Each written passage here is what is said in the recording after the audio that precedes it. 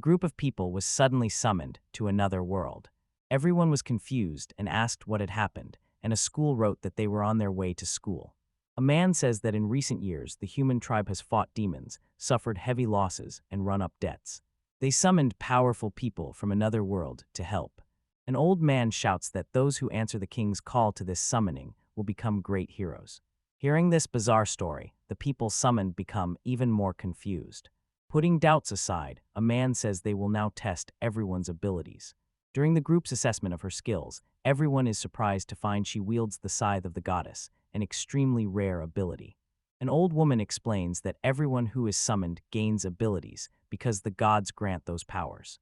The king says these abilities do not appear in people from his world because they are gifts from the gods, and those who possess them are heroes. The group grows excited about the story. The old man approaches the girl and says she has been blessed with a special ability and that, judging by the whole group, the summoning was worth it. One subordinate says one of the heroes has no ability, and it's Zitamanami Norio, whose role is to be indecisive. At that, everyone in the hall falls silent. A short time earlier in the human world, in the downtown area, the protagonist is upset because the day was wasted again. Boarding the crowded train, he feels this is not his choice, but something he must do. Fuming, the indecisive boy gets on the train, accidentally bumps into someone. Then he realizes he bumped into something soft. The belly belonged to a man. The man calls himself a kind of god, while the protagonist looks around and realizes he is no longer on the train. Shocked, he wonders if he's dead. The man explains the young boy is being summoned to another world because his father chose him. That father is Zeus, the king of the gods. He explains that Athena used to handle everything, but the other gods complained, so he now cares for the boy. Introducing himself as Hephaestus, he gets straight to the point and says he will grant the young man an ability. He says he is a novice, and this is his first time granting an ability, but he did his best to create it. He opens his hand to reveal the ability he created, Master of Supremacy. Smiling, he admits it might be hard to use, but says the young man will manage. Norio does not seem very confident.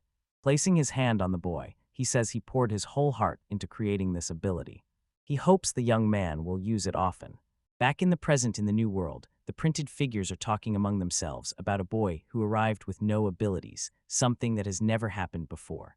The king is also stunned, thinking the boy won't be able to fight demons or anything like that. When the protagonist raises his hand to speak, the old man panics and says the young man cannot return. The hero says he never said that, while the girl from before asks whether they can return to their world. The king, indifferent, says there is a way to summon heroes, but no way to send them back. He says the demon king's head can do that, so everyone must fight his army. At that moment, the indecisive boy says he can't do that because he lacks the ability. This enrages the old man. The boy makes a bold offer, asking if he could have a piece of land. He says he doesn't care if it's far from the city, and that you will cultivate the land while he lives alone. Determined, he smiles and tells himself he will enjoy his second life in this world. Later, a man shows that from that spot to the end of the mountains, the land will belong to the boy. He says the king bought it for him, in addition to the money he received, and the boy then asks whether the territory belongs to the kingdom. Mem, the mustached man, says this land does not belong to the king, so he can cultivate and plant without paying any tribute. Hearing this, the hero feels relieved. Then the old man asks him to pay the guide's fee, saying no one survives on air alone. Leaving you is a warning that no one will care about him, whether he's alive or dead. Alone, the boy admits he feels bad that they give him all this just because he has no ability. His mood quickly shifts as he takes in the beautiful landscape. He declares this is where he will begin his new life. Most people picture going on a grand adventure to defeat a powerful foe and gain fame. The hero believes he can live without it and doesn't have to fight to have a safe life in this new world. Entering the forest, he considers finding a spot beyond the king and his group's reach so he won't be bothered. Later, he reaches a kind of beach. Feeling the sea breeze, he says he hasn't found a better place than this. Then he shouts to the sky and will make this little place his own kingdom. To reach this goal, he knows he must first secure a water source. If he decides to go to the sea to fetch some, surprisingly, the seawater is drinkable. This is actually a freshwater lake. Examining the lake closely, he sees an octopus. Even though that kind of animal does not live on the surface, the hero ignores logic completely. In a magical world, he goes all in to catch his meal. He quickly grabs the octopus and starts pulling. It fails, so the protagonist falls straight into the water. He stands up with the octopus on his head. He knows the water must be from the sea because it's extremely salty. It used to be fresh, and that confuses the indecisive boy. That's his specialty, and at that moment, he moves toward the water. Without hesitation, he drinks, and then realizes the water is fresh. Pleased with his discovery, he says this must be how things work in another world. Later, the boy decides to cook the octopus in salt water, so he must start a fire. If he makes a hole in dry wood to create friction with sticks.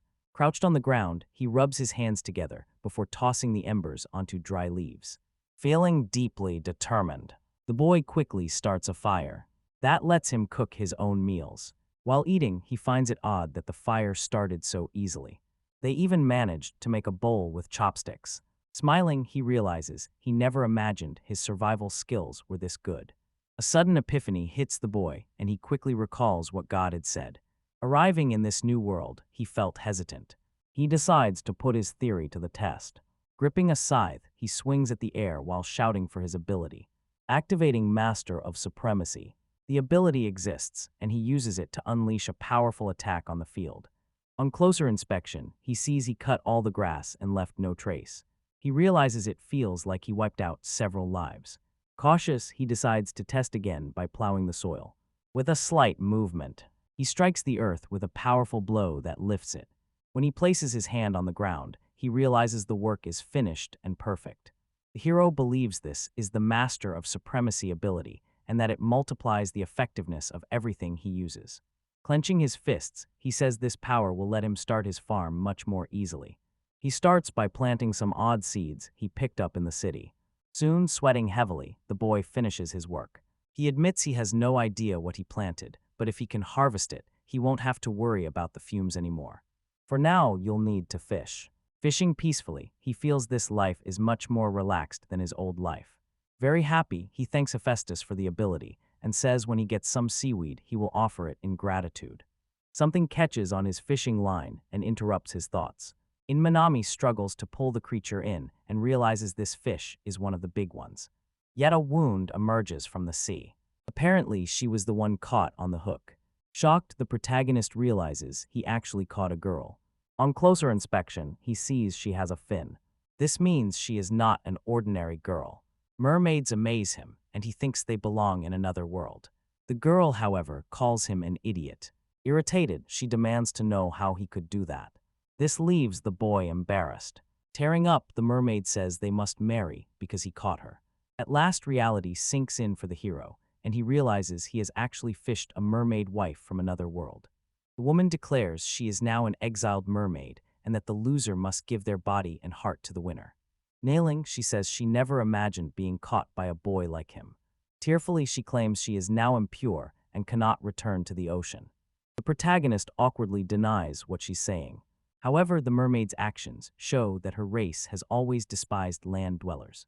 Fuming, she says being captured by someone of that despicable race destroys her pride. Pointing her finger, she insists she has no choice but to marry the boy and that he must take responsibility. Taken aback by this, the young man says he's heard that relationships between species are very complex. He advises the mermaid to think this through a bit more. Then the mermaid lies down and agrees with the boy, saying that with this story she cannot do it. They must be talking about racing. Visibly embarrassed, the protagonist insists he didn't mean that.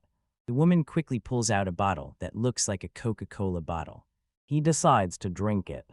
A bright light appears at that moment. Her fin starts turning into 2 legs. Within seconds, the mermaid becomes an ordinary woman. Confidently, she says she can live on land without any problem and can have children. Flustered, she asks the boy if he has any more complaints, and he simply says he understands. He begged her to put on some clothes. Soon after, the boy realizes he agreed to marry her in the heat of the moment. In any case, all he has is a plowed field. Meanwhile, the wound finds the clothes too loose. Norio says you'll get her some clothes she likes later. Right now, he says the main issue is they have nowhere to sleep, explaining he just arrived on the land and there is nothing there. Looking closer at the soil, he sees it beginning to sprout. Now the hero realizes this happened because of the gift the man gave him, the ability to enhance everything he has. Curious, the mermaid asks what he planted, and he says he has no idea about those seeds. He says he'll be self-sufficient from now on, which leaves her confused. He says they will grow their own food, build their own house, and make other basic necessities, living a humble, self-sufficient life. Hearing that, the girl calls land dwellers troublesome, but accepts it as her husband's way of life, and she eagerly takes responsibility, saying she will handle it. The boy doubts her knowledge. The mermaid says she knows medicinal magic. An ancient magica for a species made her famous. Confused by this world, a protagonist asks what she means by that. In a country drawl, the girl says she'll show him because he didn't understand. Running quickly toward the sea without her pants on, she says she will fetch her things to live here.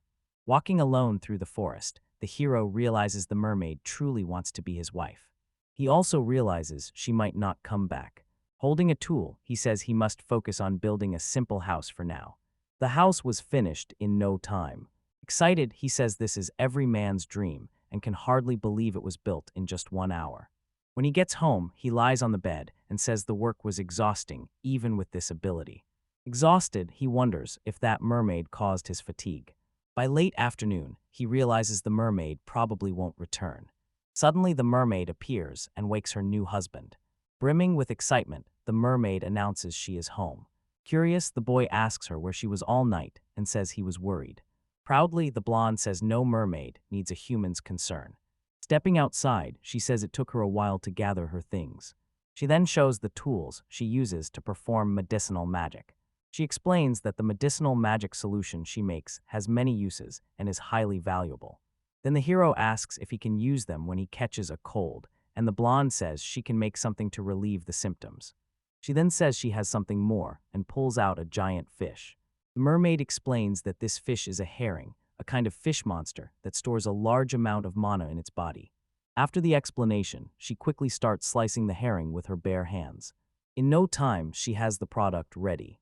When everything is finished, the blonde shows the final product. It turns out to be herring fertilizer, and she says that spreading it over the field will make the plants grow quickly. By the next day, the plants had surprisingly grown at an absurd rate. They grew so much that even the mermaid is stunned, saying she never would have imagined this. As he reaches his harvest, the protagonist picks a tomato and tastes it.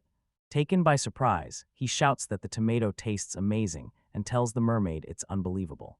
The mermaid steps forward to try it. Ultimately feels something different. Worried, the boy says it may not suit her species' diet. However, the woman savors the tomato she just ate and asks whether people on Earth always eat such delicious food. Thrilled by everything, she grabs some vegetables and asks if she can eat them. The hero explains some of them can't be eaten unless they're cooked first. Later, he starts cooking vegetables with seawater. He then offers his future wife a bowl of food, and she tastes it. She blushes after trying it and says it's delicious. The protagonist looks flustered by the scene. While cooking, he mutters that he can live with a little noise. Soon the blonde asks whether people usually eat this, and Ida Minami replies that it tastes even better with other seasonings. Startled, the mermaid wonders whether the food could taste even better and suggests preparing spices and planting soybeans for condiments. She also says they need kitchen utensils. Watching the boy's behavior, the blonde realizes he is a good person. Suddenly she realizes she hasn't even asked his name yet. She introduces herself as Platt. Wanting to introduce himself too, the boy considers saying his name. He soon realizes he's in another world and that his real name wouldn't sound cool. Introducing himself as Kedem, he says it is a pleasure to meet her. So began his new life, married to a mermaid from another world. Kidden introduces himself, saying he was summoned from another world. He realized Plady was not in the room and had woken up before him. Even as a human, he thinks the girl is still a mermaid, so he doesn't know how she feels about sleeping in a bed. Standing up, the young man leaves the room and hopes the girl is not in trouble. Finding the girl outside, the boy is startled and asks what happened while she shouts that someone is in the field. Calmly, he realizes Play-Doh means the scarecrow and says he made it himself. Cadden explains it is an object used to scare away birds that would ruin the crops. Worried, the mermaid thinks the scarecrow kills birds with a sword. The boy says it was only a joke and explains that the birds will think it's a human and stay away. The protagonist freezes when he sees the scarecrow move. Plady asks whether it was meant to move, and the boy realizes it might be because he made it himself. Curious, the mermaid asks if they seem strange, and he says he was summoned by the king of the country, but he is from another world. As a result, he was given a power by God that likely appeared when he made the scarecrow. To his surprise, the mermaid asks whether the boy is a hero. He is even more shocked that the girl knows and asks whether summoning heroes from other worlds is not a human ritual. She asks if those heroes do not use their powers against demons, and the young man agrees. In the end, she asks why a hero is in this place, and Kitten explains he retired there. Thinking deeply, the mermaid finds it interesting. As the boy eats a fruit from the orchard, Plenty shows that the weak, especially humans, cannot survive unless they stay together, because monsters would kill them. Kitten agrees but says he is no different from the others, being from the same race the girl mentioned. Curious, she asks whether the boy is strong or weak. While he considers what to have for breakfast, Ben realizes the girl woke up quite early and asks if she is okay and where she is. Plady becomes a bit nervous at the question. She shouts that she was in the toilet and accuses the young man of having no manners while he, driven by curiosity, apologizes. Cadden asks where the girl goes to the bathroom when she's in the ocean. Annoyed, she closes her eyes and calls him an idiot as loudly as she can. To calm everyone, the boy says he heard plankton eat that waste, and that's how the food chain starts. Still annoyed, the girl says she hates this thoughtless side of people and that the ocean's food cycle is carried out by its inhabitants. She asks him not to bring his stuff into another world, and the boy feels embarrassed as he apologizes. To conclude, the girl says land dwellers are less sophisticated than she is. Nothing can be done, so she leaves. The lone kitten realizes the girl is right, and he has grown used to the convenience of bathrooms in his world. He says it's a desirable lifestyle. Humans are weak against nature, so he's relieved to have Plenty with him. Still, he doesn't know how the girl feels about it. A dish with starfish is handed to the boy, and when he asks what it is, Plady explains it is a starfish-like monster that filters the ocean. The girl says putting them in a box turns it into a sort of bathroom. Determined, she decides to show it in practice. Then she cuts off a piece of her skin. Red liquid drips into the box. This starfish quickly filters it. In desperation, the boy grabs the girl's arm tightly to stop the bleeding and apologizes. He's unsure what to do about the amount of liquid coming from her arm, and she looks confused. Kidding believes that if he hadn't caught the girl that day, none of this would have happened. The boy begins by saying that since he met her, she has always helped him. Irritated by the situation, the girl pulls away and he notices her arm is no longer injured, which he finds incredible. Plady calls Kitten insensitive and dirty, so Kitten apologizes again. He says he caught the mermaid thanks to the power he was given and that she can return to the ocean. In the end, the mermaid says no because she likes the boy. Because of that, she will continue supporting him now that she is his fiancée. Cadden feels a little nervous, but says he has no problem with the situation. He thanks the girl quickly and says life is a bit easier and more comfortable now. Still, he has to make breakfast. Without warning, a strange being appears and asks what made that noise. The creature says it senses a strange man nearby. Later, Plady arrives in new clothes and says she turned the wrapping paper from her luggage into a skirt. The girl also says a wife must look presentable in front of her husband. She says she went for a walk and found the dungeon. She explains what a dungeon is. It would be easier for the young man to see it for himself than to only hear an explanation. She hurries him to a location. Hayden realizes the cave is 2 hours away, and the girl says she found it while he worked in the field. Plenty says the cave is a dungeon-like place and that they appear when mana is abundant. As Cadden moves to enter the place, something blocks his way. Startled, he asks what happened and says his face feels as if an animal licked it. The mermaid goes on to explain what dungeons are and that many monsters arise from the dense, concentrated energy inside the caves. Eventually, the monsters born there will run out of space and invade the land and oceans. Cadden wonders whether that is a bad thing, and the mermaid says that is exactly why she went there. The boy asks if he can do anything, and she says it's nearly impossible to clear it out completely. They will return to the location periodically and drive some monsters out.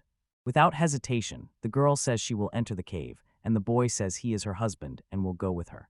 The cave's interior surprises him.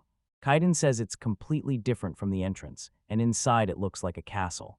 A black cloud suddenly covers the area, and Plato says the monsters are already here. Bats, wolves, and other creatures appear and move to attack the group, while the mermaid tells her beloved to step back. She tosses some vials for the monsters. A magical explosion rocks the area. Frightened, the protagonist asks whether the opponents are on fire, and Plady answers no. Each monster is punished differently. One gets burned, another melts, and other things happen. Plato explains that tritons can make battle medicine as well, and the young man feels like a loser. She keeps going, and Cadden admits he can't say who the bigger monster is. Short on options, he says he'll leave his wife to handle things after all, since he's useless without weapons. Walking, he spots a sword on the ground. Cadden, excited about the object he found, isn't sure he'll have a chance to use it, so he decides to keep it for now. He calls his wife and says she has already defeated some monsters and should go home, but the mermaid refuses. She says thoughtfully that something is wrong with that dungeon. The young woman says the monsters seem guided by something, and that idea leaves the boy confused. Plato says there is likely a master in the area. Kitten, confused, asks if there is a boss in the place, and she replies that dungeon masters are extremely rare. Furthermore, dungeon bosses are extremely dangerous. Only 2 species can be masters. A magical blast erupts before she finishes speaking, filling the air with a thick mist. Annoyed, she says that with that fog there is no mistaking it, and she's sure a dungeon master is here. Kitten asks whether it's a dragon, and she says it's the other one. They concluded that the master is the king of the undead, the lifeless ruler. Seeing his confusion, she explains that he is a powerful, clever maid who chose to become undead while alive, and that meeting him is like meeting death, which makes Kitten even more nervous and causes her to start stuttering. The nearby undead king says he senses unusual mana. He can turn the boy into a corpse. War magic can fail to activate, while Platyfish attempts to throw something at the monster. Her strike lands directly on the undead, but he is able to heal himself. Terrified, the protagonist asks how, and the mermaid says he is immortal. She still has potions that tell the boy to flee while she handles the situation. Kidding says he can't just run off like that. Gripping his sword, he charges the king, declaring he is the girl's husband as he strikes the enemy. Stunned, Plady sees her loved one in that state. The protagonist shouts and lands a blow. The desperate mermaid yells for him to stop. The undead king falls to the ground and says he surrenders. Briefly, he says he never expected the boy to grab the secret sword and defeat him. Kitten realizes the object's true nature. Struggling to stand, the monster comments on the sword. Believing it belonged to the undead king, the young man declares the sacred object now belongs to Kitten, and that it has made the boy its master. Now he has lost the power he once held, and his duty in this world is over. Kaiden can now strike the king with his sword. Even a dead body can be laid to rest when attacked. Confused, the protagonist admits he is probably not the sword's rightful owner. Claiming he came from another world, he says a gift lets him master any tool he uses, and that the sword only responded to his power. Startled, the king asks how that could be, and says the god's gift belongs only in legends. If someone received a gift from the gods, they should not be called a hero. But a saint, kneeling at the protagonist's feet, the king of the undead, says he will give the boy the greatest hospitality. Cadden doesn't understand that people shouldn't just go around revering him. Plity still feels proud of her husband. When the king asks what the boy is doing there, the boy says he is settled in the area, but his wife interrupts him. He asks if dungeons are convenience stores, and she says they can be if one is nearby. Excited, the mermaid asks if it's okay for them to visit the place occasionally, and the king agrees. Nervous about the journey, she quickly introduces herself as Plady and says her husband is Cadden. After that, he asks who the undead is. The young man says thoughtfully that in a past life he served as an archbishop of a certain church. For some reason, he became possessed while fleeing, so he dove into a cave, absorbed the stagnant mana, and turned undead, forgetting his own name. The couple feels uneasy about the lifeless king's answer. The man continues, saying he was just an old man with no reason to live, but now his suffering and boredom will ease. Kidin invites the king to visit them and says he will welcome him with vegetables from his garden. Plady is surprised to see her bow and call him master, and he says it is because the man was a high-ranking member of the church. The lifeless king thanks them, and the protagonist adds that this is how he found a nice neighbor. Stepping out of the cave, the boy panics when he realizes he cannot let go of the sword in his hand. The kitten is happy to finish a project in a brick oven. He tells Plato he built a blacksmith's forge. He admires the sacred sword and how it cuts stones like butter. His wife doubts the need for the forge because the sword is already so good. He tells her about the gift he received from the late king. That gift was a mana-infused metal prized for its rarity.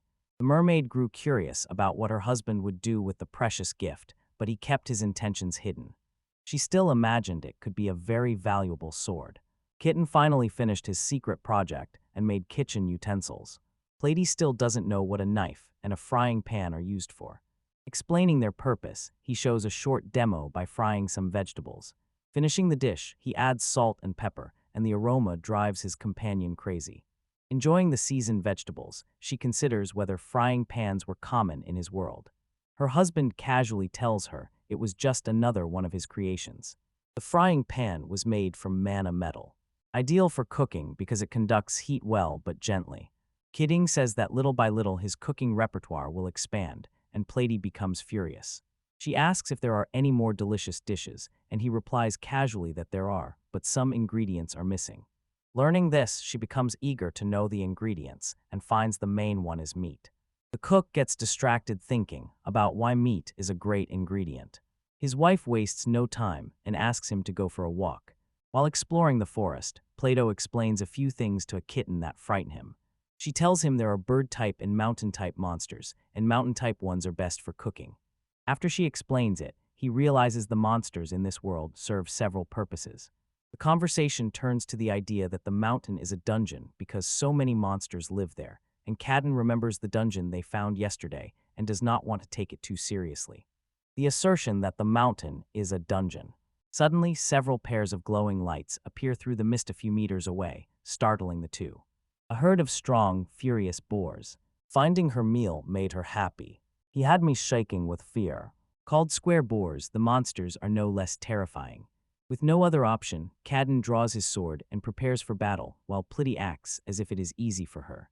Our hero raises his sword and lets out a battle cry, actually a cry to steady his courage. The boars charge anyway. He didn't want to be doing this. With no other options, the boars became victims of the sword. The mermaid praises her husband for doing a good job. They removed so many boars that the main problem became what to do with them. Using their combined skills, they built a cold storage chamber to preserve the meat longer. Kitten marvels at how much their life has improved, but Platy only cares about eating right away. It was pork, so the chosen dish tasted the best of all, Tone, Kate, and Hisu. As Cadden savors the thought of the meat's crispy coating, Platy grows more anxious and excited than usual. The mermaid will have to wait. That was her husband, not her cook. They remembered one more essential ingredient for the dish. Eggs. This time Platyfish didn't know how to get them. They decided to return to the forest to search for a bird-like monster. Kitten was more at ease about the chance of running into a monster along the way. His new courage faltered when a presence suddenly filled him with fear. Something descended from above, a menacing creature advancing toward the couple. A massive, terrifying dragon with scales on its legs and arms and huge spikes running down its back. Treated the visitor rather rudely. Asked whether they had been the ones to invade the dungeon, he commanded. They paused to confirm if the dungeon was in the same direction they had gone earlier that day. They got a clear yes, it was true, and he confirmed to their despair that he was the master of the dungeon. Kenan is shocked by the news because, as he recalls, Plato said the dungeon had no master. Calling himself Grinzel Dragon Vale, the dragon has no patience for small talk and demands to know who invaded his domain. Hearing this, our hero shakes all over and tries to explain to the beast that they meant no harm. He says they didn't know the mountain had a master, apologizes, promises not to do it again, and asks for another chance. Only to be met with a merciless no. Deeply offended, the dragon master personally sentenced the couple to have their existence erased. The beast immediately unleashes powerful flames at the unaware pair. They meant no harm. From above, the dragon unleashed a blast of fire and said, "Die." The scene was apocalyptic, the air blazing, and the two had to act as fast as possible. Kitten swung his sword swiftly and blocked the fire blast. Even the dragon master was surprised. Our hero was even more shocked, and the dragon refused to accept what had happened. Platy honored her beloved's feat. The strike not only stopped the fire, it also put it out. It was a relief that both they and the plantation were saved. The opponent's response. The person on the ground spoke first, apologized again for the incident, and said he was ready to fight if necessary. It didn't end there. He even challenged his opponent to a fight, all the while secretly wishing he would refuse. At last, the mystery was understood. The sword the forest dungeon's master then asked about it. Yes, it is the sacred sword the Lich King himself gave me. Kid N answered, and the dragon was outraged because the sword actually belonged to it. The information stunned our hero. Immediately after, something even more surprising happened. This time, the dragon was the one caught off guard. Yes, it was the Lich King, who used his power to protect his friends. Dazed, the beast collapsed to the ground, and the king told them he was responsible. Platy reacted dramatically and demanded an explanation. This is what happened. By accident, the old skeleton told the dragon that the two newcomers had gone to the forest. Furious, the dragon stormed off toward the couple's home. Still, Kaiden felt guilty because he thought entering a forest that was not his had been a mistake.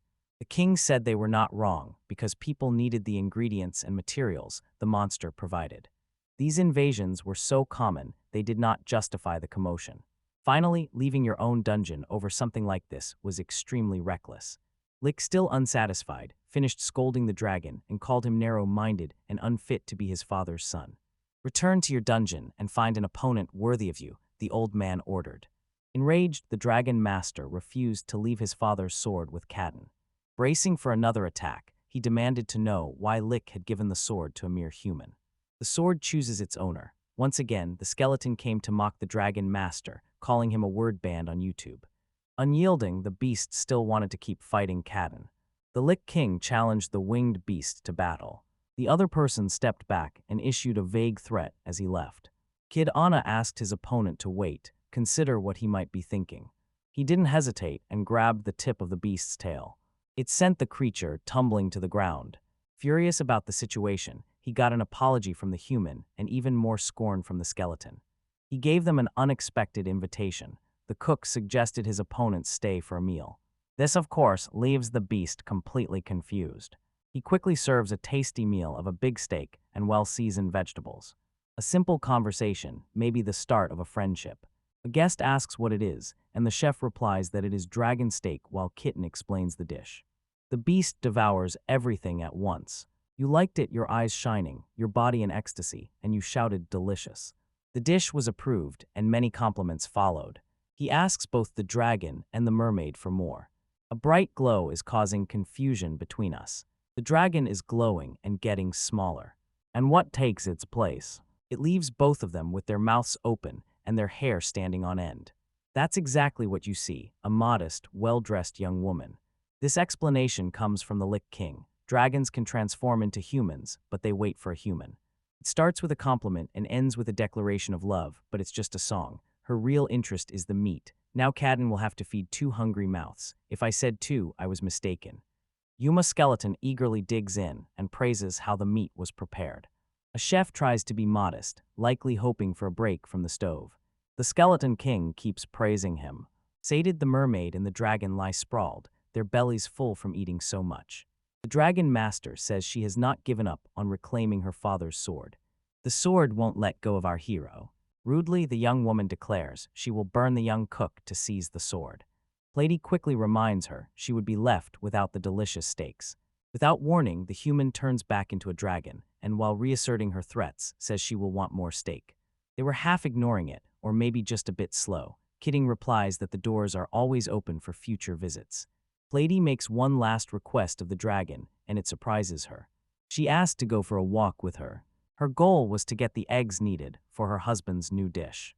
The Lich King never misses a chance to comment on the chaos. Half joking yet deep in thought, he gazes at the sea. He misses going fishing. On his last cast into the water, he reeled in a mermaid. Embarrassed, he remembers why he became her fiend. All he wanted in this new world was peace after the hardships of his previous life.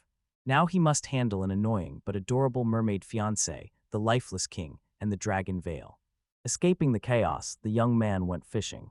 Surprised, he saw a man with fins on his head come out of the water. It was because of the resemblance to his fiancée. The kid in the suit was a friend of the Platy's. The fishman glared at him in fury. Frightened, the hero turned back. A being emerging from the sea called on his battle companions. A battle-ready army assembled to face Kaiden. They attack and water splashes everywhere. Kidding didn't want any trouble, but he had no choice. Lifting his blade, he struck. A powerful defense sent the sea creatures flying. After putting everyone to sleep, the hero panicked. Plato arrived terrified and asked what happened. Kaiden looked confused and tried to explain. Leading the attack, the fishman called to Platy. Recognizing him, she called him her brother. Despite the confusion, Kitten tried to figure out what was happening. Underwater, the army wakes and calls for Platy Princess. Hearing this, Kitten asks his fiancé. If it's true, the mermaid is too embarrassed to meet his eyes. Next, she says she will introduce herself properly. The mermaid says the army's leader is her brother Arowana, the heir to the throne. Angry at the deception, Kitten says that in that case, she's a princess. Platy has confirmed the whole story. She tells her fiancé she plans to introduce him to her brother. The mermaid leaves Kitten stunned, then introduces him as her husband. Arowana and the entire army are startled by this. Platy tells her brother she won't go back to the mermaid kingdom with him. The water woman's brother becomes furious when he finds out they are human. He shot it, accused Kedden of taking advantage of his sister, and restarted the battle. The army leaves with the hero. It left him terrified. The play shows her fiancé fighting back, but he does not want to hurt his brother-in-law or her friends. August of Wind starts suddenly.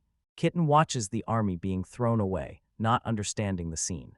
Overwhelmed by the chaos, he watches a dragon land. Irritated, Platy yells at her fiancé and he reacts. Everyone is afraid of the winged monster.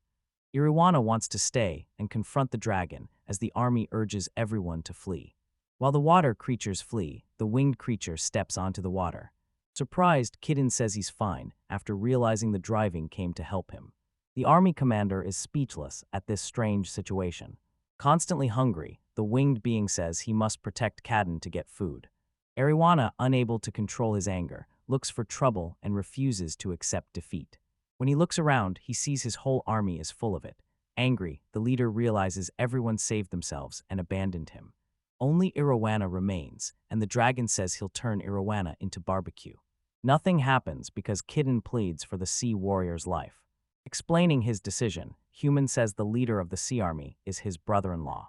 To bring the family together, the hero from another world invites Erdogan to dinner. Offering free food doesn't calm the army leader. Before lunch, the hero calls his irritated brother-in-law to talk.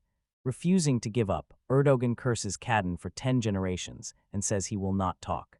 Platy intervenes in the argument and says her brother is right.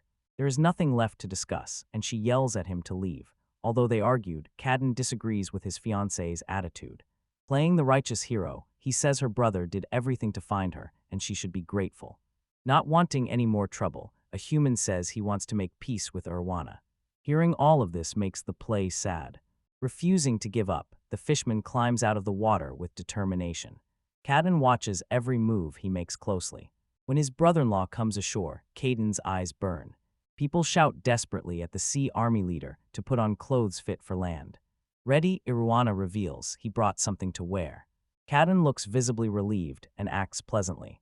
The human invites the sea warrior to share a meal. Watching closely, the dragon asks Platy if they can try a new dish.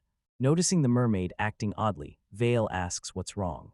Worried, she says, "You know." The Finnish man fixes his gaze on something and looks astonished. He considers the house Kitten built shabby. Offended, Irwana finds the place too plain for a princess, and the human feels embarrassed. Besides hitting the couple's home, he shouts that Kaiden is using the mermaid only for labor. Irritated, Platy asks her brother to check the other side. He sees a huge house that is much better than the previous hut. The seaman is shocked. The whole storage area is set aside for the meat and vegetables the couple gathers. The successor prince is impressed by the place's solid, thick walls. One more surprise still awaits. A third house is shared by the human and the mermaid. There they make seasonings. Kadden explains condiments to Irwana because Irwana doesn't understand them. Seizing the moment, Platy says she lives with a strong, capable man. The space is used not only to prepare food, but also for the mermaid to practice her magic. Kid pulls up a chair and invites his brother-in-law to sit at the table. Everyone can enjoy the afternoon. They had some tea. Vale sat at the table, now in human form as a young girl. Without wings and not breathing fire right now, she behaves like a sulky, hungry child. A deserter's seat at the table. The kid watches everyone eat with pride. When his fiancée asks what it is, he says he managed to cook it because the harvest was excellent. Silking, the mermaid's brother, eats quietly. Vale and Ploggy also try the dessert, and it looks very delicious. The moment he puts the spoon in his mouth, the future prince focuses. Unable to hide his approval, he admits the food is very good. Everyone who tasted the dessert Kitten made says it was wonderful. Although Arowana treated his brother-in-law badly at first, he is won over by Kitten's cooking. Cadden is criticized when he says there's no more dessert because everyone wants more. When you prepare the dessert, the human lost in another world did an excellent job. Vale and Arowana desperately need more of that. Both grow annoyed, and Erdogan yells at his brother-in-law again. After their cravings ease, the future prince of the seas apologizes. Kneeling, he admits Cadden is skilled and calls him a sage. Feeling embarrassed that it's an exaggeration, the hero hopes the emotions will calm down. What began as a dispute ends peacefully, and Arowana says he wants to leave his sister with her fiend. Hearing this, the mermaid beams with joy. Cadden becomes thoughtful this time. Staring at the siblings, the human hero has no subtle options, even with Erdogan's permission. Platy, worried about her fiancé's reaction, asks what's wrong. He speaks slowly and hesitantly, showing he is uncomfortable. After learning Plato is a princess, he doubts they can really be together. Sadly, the young man says people must expect certain things from the princess's fiancé. Annoyed by the topic, a mermaid shouts that no one has any expectations. Overcome by emotion, Platy insists she alone will decide her life. Only her brother can control her. Amid the commotion, the future prince tells Cadden there are rules, and while calming his sister, tries to explain them. Because the topic is difficult, Arowana has trouble finding the right way to talk about it. Vale steps into the conversation now. Conflicts over rules among the races force mermaids into a political marriage. Surprised, Platy's brother asks how the dragon knows so much, and Platy explains she needs to be kept informed. Even if she dislikes it and is shocked, Kennen sinks into deep thought. He finally realizes that humans and magical creatures are at war, and that he was summoned to take part in the conflict. As chaos grows, the mermaids stay out of it for now, but they must choose a side soon. Curious, the human asks what happens if they choose a side. The Fin man warns that if they don't decide, the sea creatures will turn against everyone. Tension runs high in the mermaid kingdom. Its leaders must choose an ally, and Platy, exhausted by the pressure and unsure what to do, ran away. Seeing his sister's fear, Erwin lets her continue living and hiding with Kitten. Having once hated the humans so much, the future prince now says he is happy for the couple. Emotional, playful thanks to brother. Ignoring the dangers they all face, the future prince asks the human to officially marry the mermaid. The hero awkwardly agrees to do it. Without patience, people question whether that will actually happen. To be certain, she asks again, looking directly at Cadden. Goofy and in love, he says he will seal the union with his fiancée. The dragon surprises the mermaid and the human by announcing she will get married too. Love isn't the reason. Vale only wants to marry Kitten to claim a share of the assets. Because human lives are much shorter than those of dragons, Shilk acquires possessions quickly, aside from inheriting her husband's possessions. She will have plenty to eat. For Vale, being a wife brings only advantages.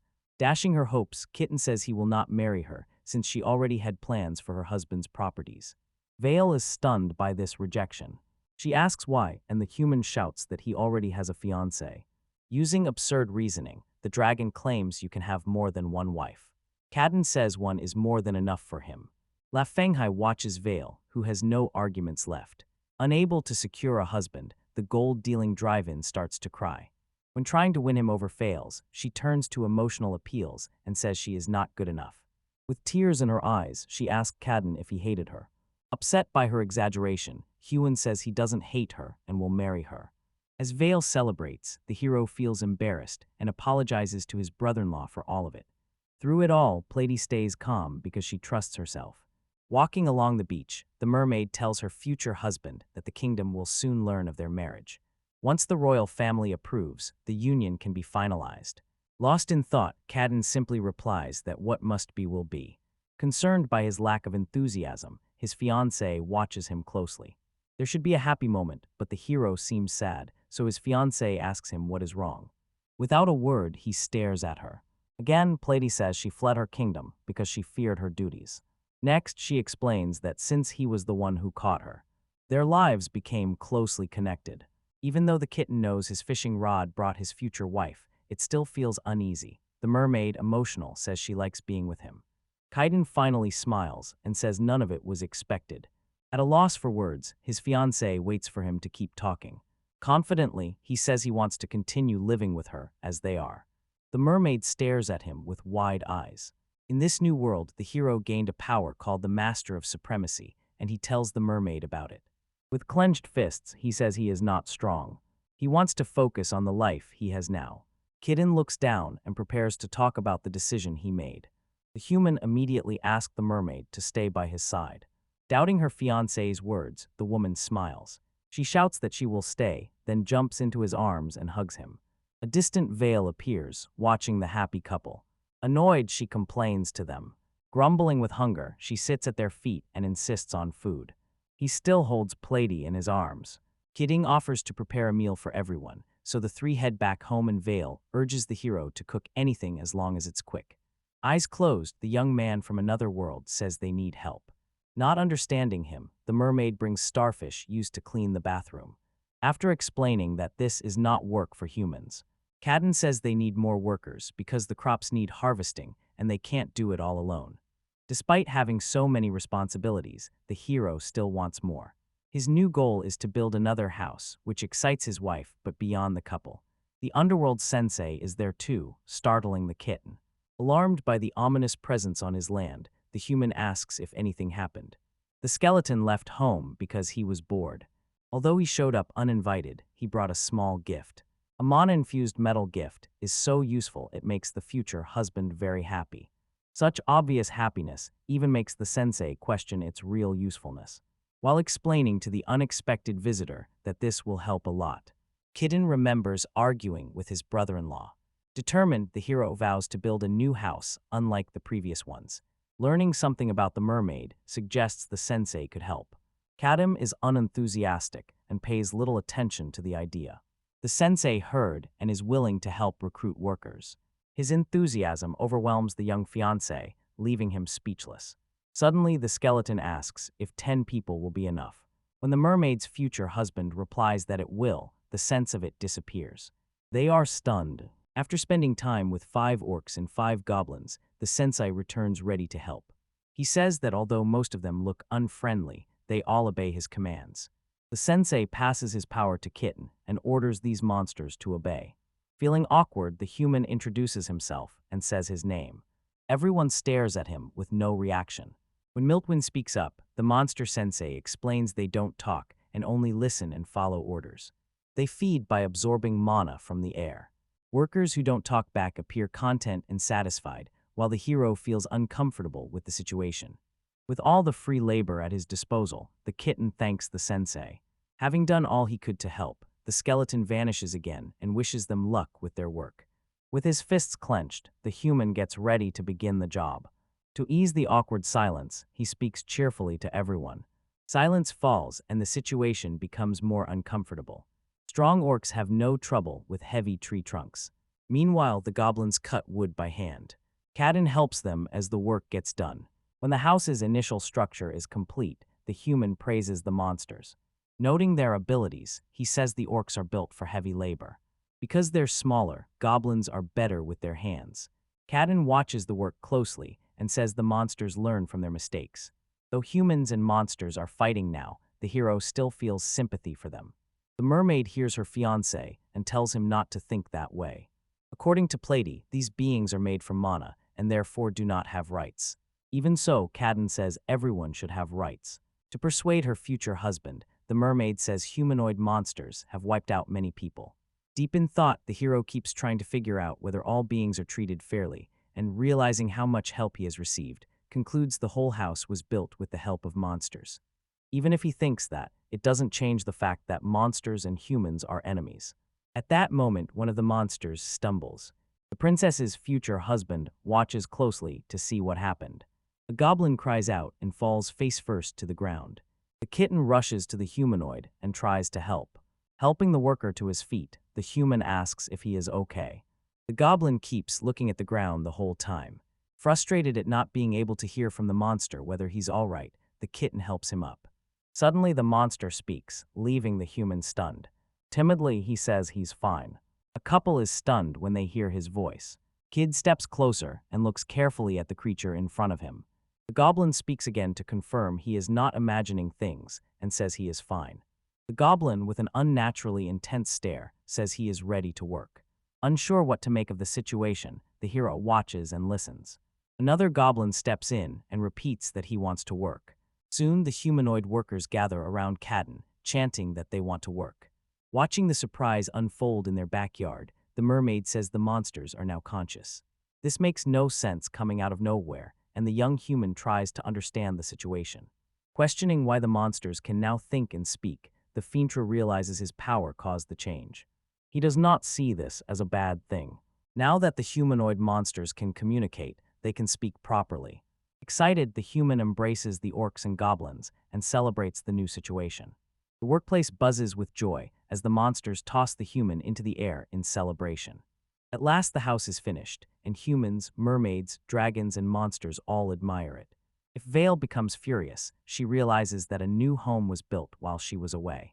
Pleased by the dragon's irritation, Plady says this is the love nest she shares with her fiancé. Bursting into the house, the transformed girl hurries to explore before the couple arrive. In front of the house, the girl says she's never seen anything like it. Kid and Warrens quickly followed Vale and heard her take off her shoes. He tells her where to put them. He explains that shoes can damage the tatami mats. Thrilled by the place, Vale rolls on the floor while Plenty complains that she apparently will never leave. When the couple looks outside, they see the monsters are still there and become worried. All the monsters say they can't own possessions and that their original home is the dungeon. Excited, Kitten says a place for monsters can be built. Following the announcement, the Fiend says he plans to expand the house and still needs help. He asks the monsters for help. Every humanoid answers with a clear yes. After celebrating another successful job, they toss the human into the air. Plady reminds them to build the love nest. Gavikichi, the most skilled orc carpenter, is assigned this task. Soon the work is finished. Cadden shows his fiancée the new bed and tells her it's a gift for her. They used all the cotton they grew for the tatami and the new bed. With everything ready, the fiancé asks the mermaid to lie down. He watches closely as she sits in the new piece of furniture to see how she reacts. Buried in the sheets, the mermaid says she loves it so much she has no words. Kneeling beside his fiancé, the human apologizes that she had to sleep on the floor. Enchanted and smiling, her cheeks flushed, she looks at Kaiden with gratitude. Gabai Kichai watches the couple's reaction after all the hard work and feels grateful. Smiling, the mermaid also thanks the monster. When shy, Gobkachi just smiles.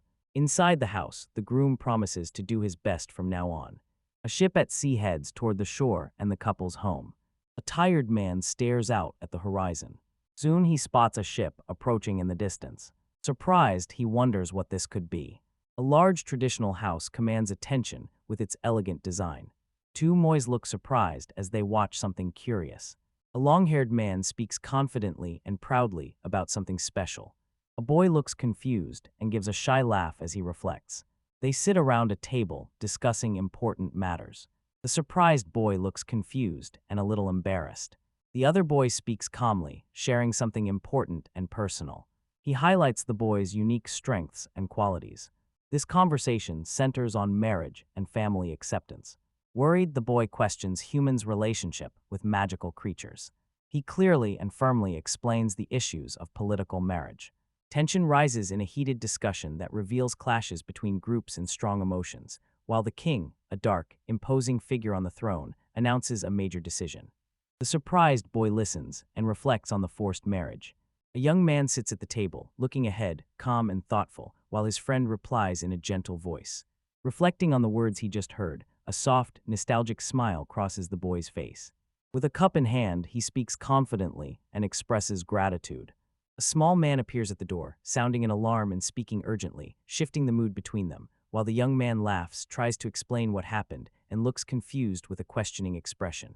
A small man rushes in, shouting with an alarmed expression that bad news has arrived and an enemy is attacking from the coast. Appearing frightened, the boys question the orcs and goblins attacking them. They can't believe it because that place was supposed to be the country's biggest secret. A large, mysterious ship appears, and someone says it belongs to the magical creature. Running toward the fallen orc, the young man calls out in concern, checking if he's okay. A mysterious woman appears with a slight enigmatic smile and is watched closely, a faint glow in her eyes making her stand out. York is still trying to figure out who he thinks she is. He says hesitantly that it might be Astra's Mew. Without warning, the woman snaps, angrily shouting about what he thinks. Completely flustered at first, she then asserts herself and declares that she is a demon lord, one of the 4 heavenly kings. The orc points to the ground and explains that it is an army of skeletons led by magical creatures. Another man says she came to kill their lord once and for all and was captured as a result. Seeing so many soldiers, the young man asks how many he managed to defeat, while the young woman, angry at being ignored, grows more upset as they argue about how serious the attack was. The long-haired prince asks how she knew about that place. Untying her bound hands, she tells them they wouldn't understand. That's why she freaked herself out. Smiling mischievously, she says they underestimate her intelligence. Long hair flowing and sword in hand, she says she was sent to take out the bride thief. She finds the young saint with a sword aimed at him and stands tall holding her own sword. It shows that even her allies fear her on the battlefield. The brother restrains the long-haired man to stop his attack, and a skeleton-like man appears, complaining about the noise. He is introduced as the sensei, much to his brother's surprise. Desperation shows on the young man's face as he says this is the lifeless king. The king then asks if he heard the young woman say she came to attack the Holy Lord. She is confused about what is happening. A large winged figure appears in the sky, terrifying everyone. Plady appears worried and shouts, "Dear." Frightened, the young woman realizes it's a dragon, and the dragon says he was in the mountains looking for eggs for Kankatsu. Worried, Plady asks if everything is okay and where his sister, also named Plady, was.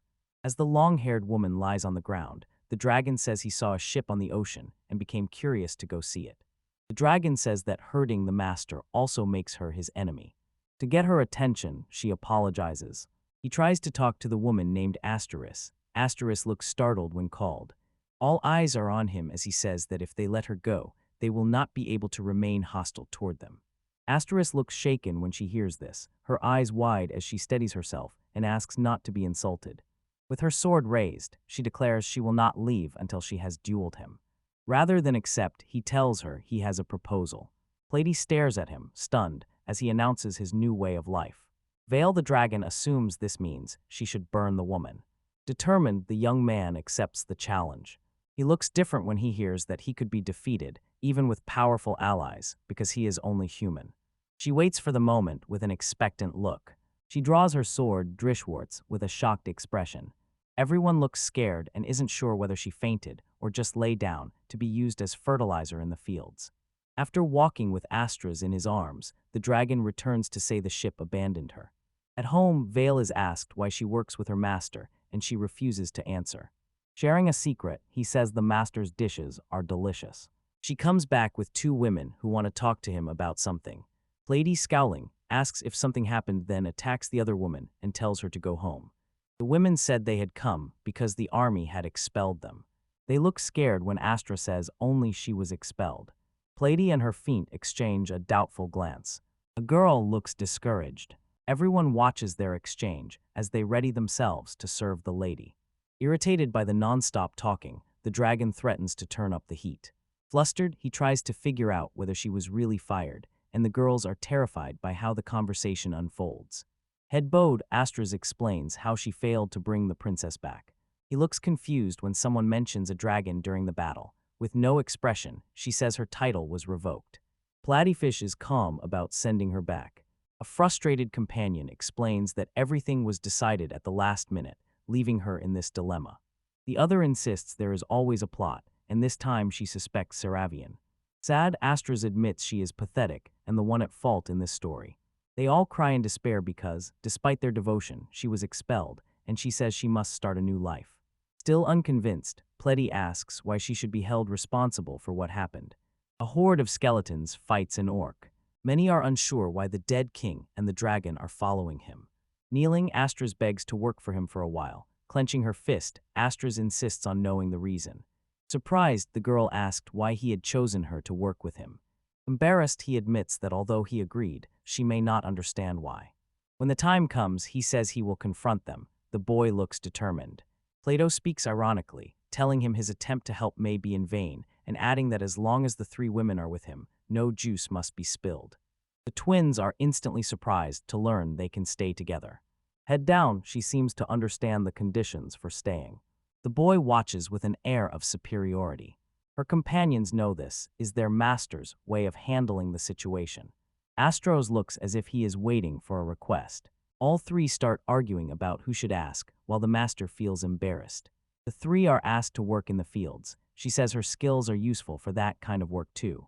A boy watches from a distance. One of the girls holds a huddle and explains it is used to dig furrows for seeds.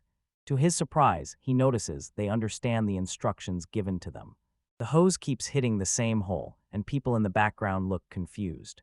While one of the girls says they can take care of the job. He watches the scene with visible admiration. Furious, she declares she has decided to serve the great saint, whatever the task.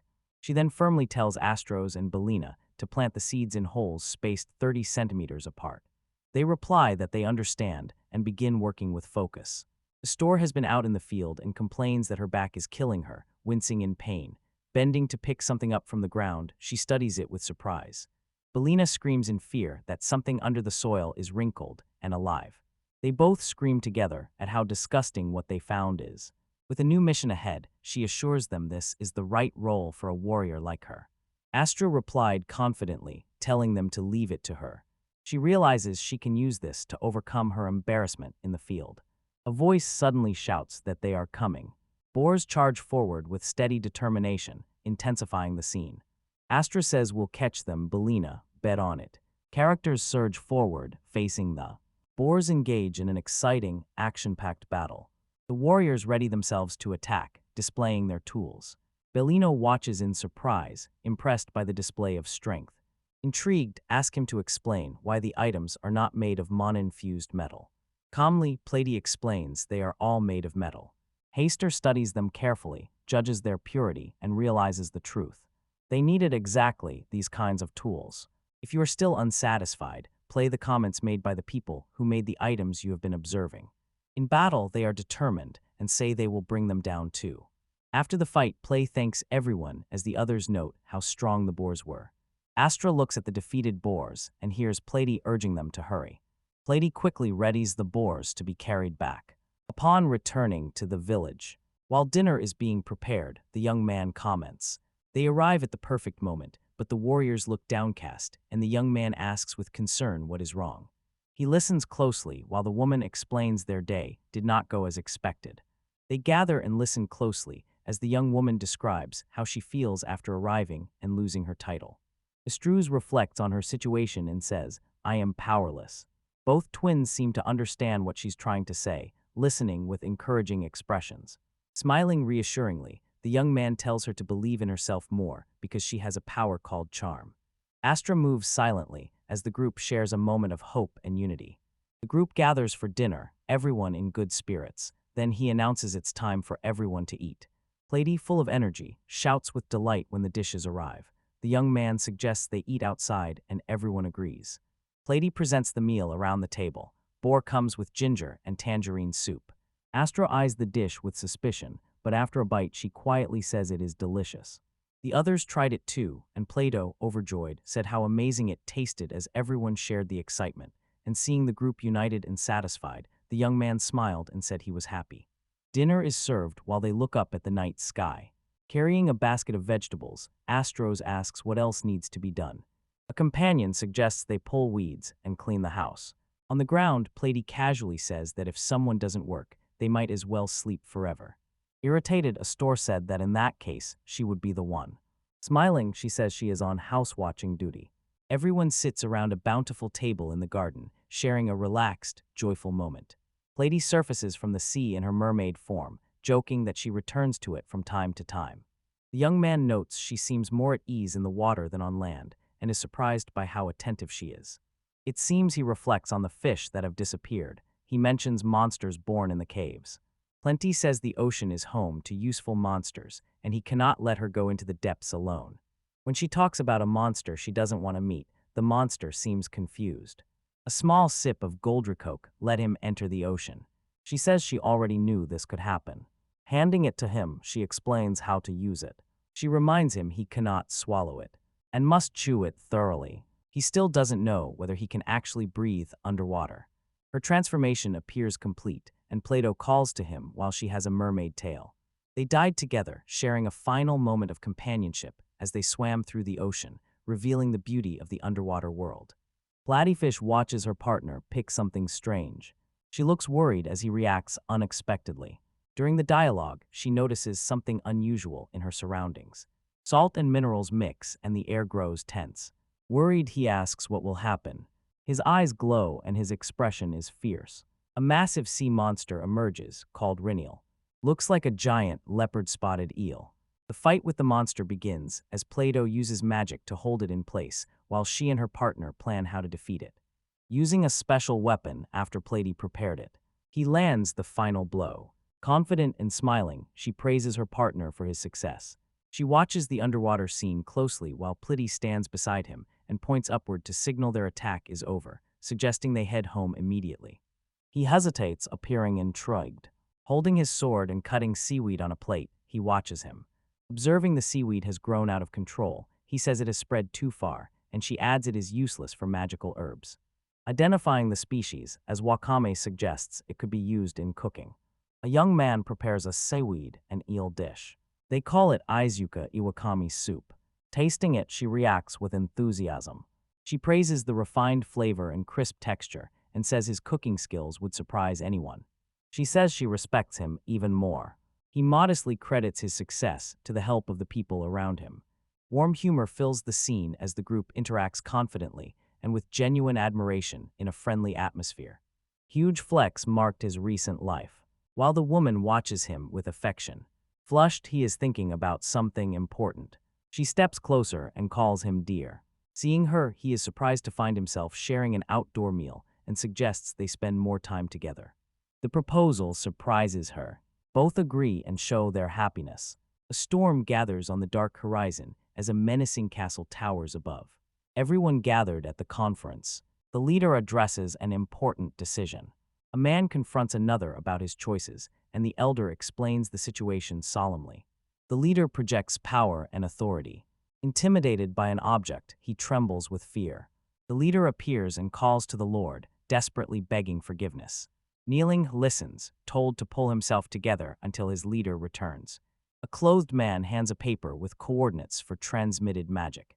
The leader, their black cloak billowing, says they are sometimes carried away by passion. Momoko Ekisaka is a young student transported to another world.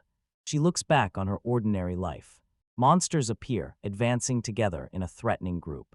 Confidently, a young woman wields her weapon and shouts as she attacks.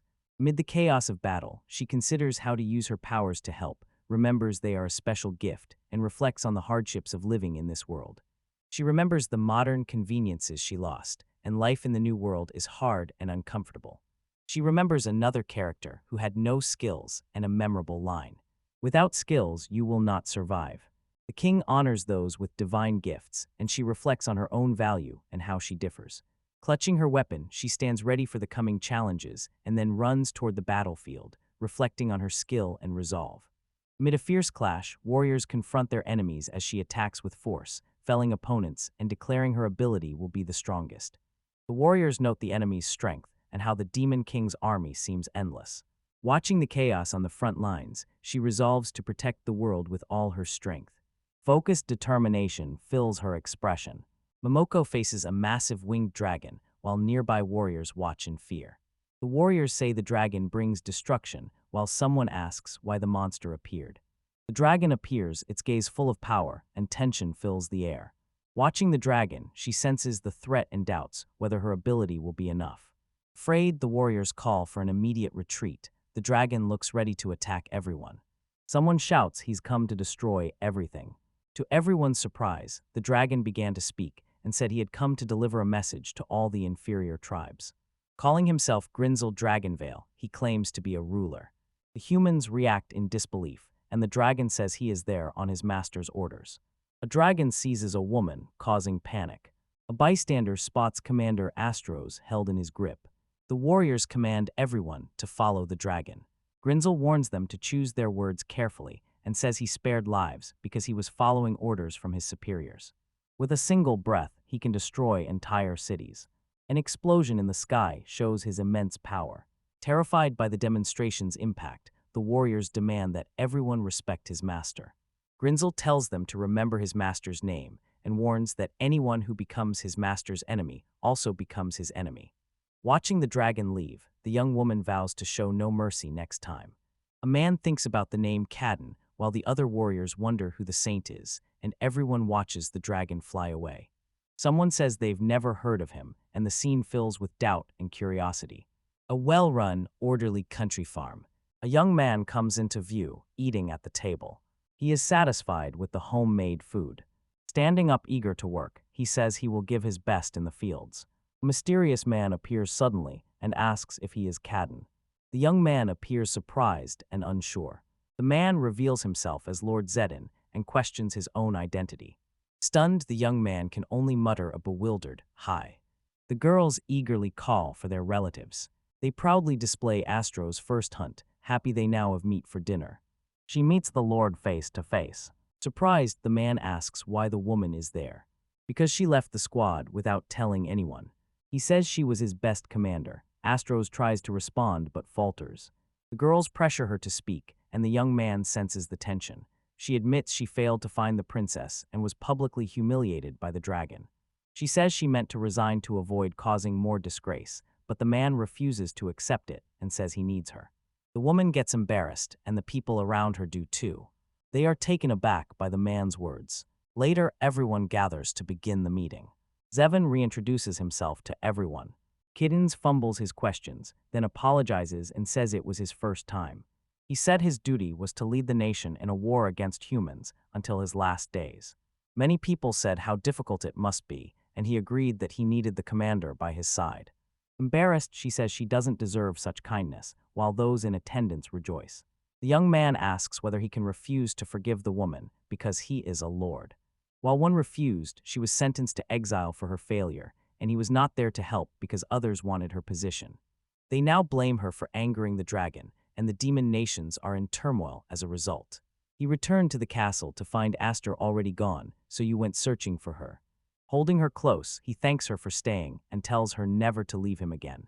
Plutty asks whether she likes him. The woman starts making excuses. Fed up, Grinzel orders everyone to be quiet. He shouts at Zidane that, as a demon lord, he can do anything he wants. He calls him a child, but the woman says the girl is not a child, but one of the calamities of that world. On hearing this, the man freezes. She keeps listing everything she has done for him. The young man scolds her, but it has no effect. The Lord says he owes a debt to the kitten and should bring the warrior along. Then he rises and challenges Kit to a duel to prove his warrior spirit. Panicked, the young man says it's unnecessary.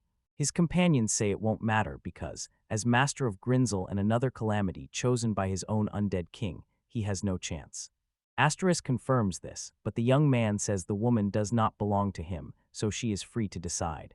She arrived feeling lost, but when she heard the Lord, she knew she belonged by his side. Have you asked the woman to be as honest about her feelings for the man as he was?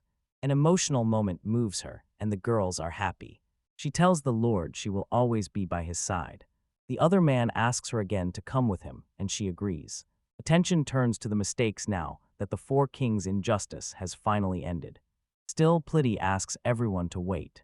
She apologizes, saying the Lord's man was too naive. She says the other demons expect her to marry him. She introduces herself, and her father has received a petition asking them to marry, which sends the man into a panic. Turning to Astros, he says he didn't know about this. The young man says it makes sense for them to form an alliance against the humans, and the girl repeats the letter's wording. Claiming she is already married to Kitten, she lists points as if trying to undermine the Lord's authority. Then everyone thought of the same person. Plady says he sent the woman to fetch her and would then remove her from the picture. Zadin says he couldn't take her back because it would make him look weak. The girl says he will lose followers and have to give up his position, clearing the way for the other. Noticing that he did not marry would be like ignoring the nation's future. But she had a plan to fix everything. According to her, they cannot return as lord and subordinate, but must get married.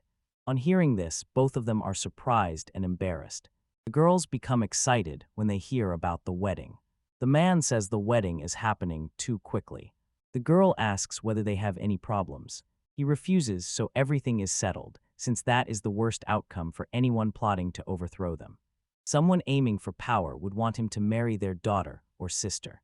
The woman asks what they should do, and the other person begins to think. First, they had to exchange wedding vows before God, standing before him even if fate itself stood in their way. Cadden recalls how things were in his world, then asks the girl how it is done in hers. She tells them to start. In an instant, the undead king appears and startles the Lord. On seeing him, the man begins to believe what he was told, and the young man asks the mermaid why she called him. She says the entity would witness the wedding because he had been a great priest in life. He would ensure that God himself saw their vows of love for one another.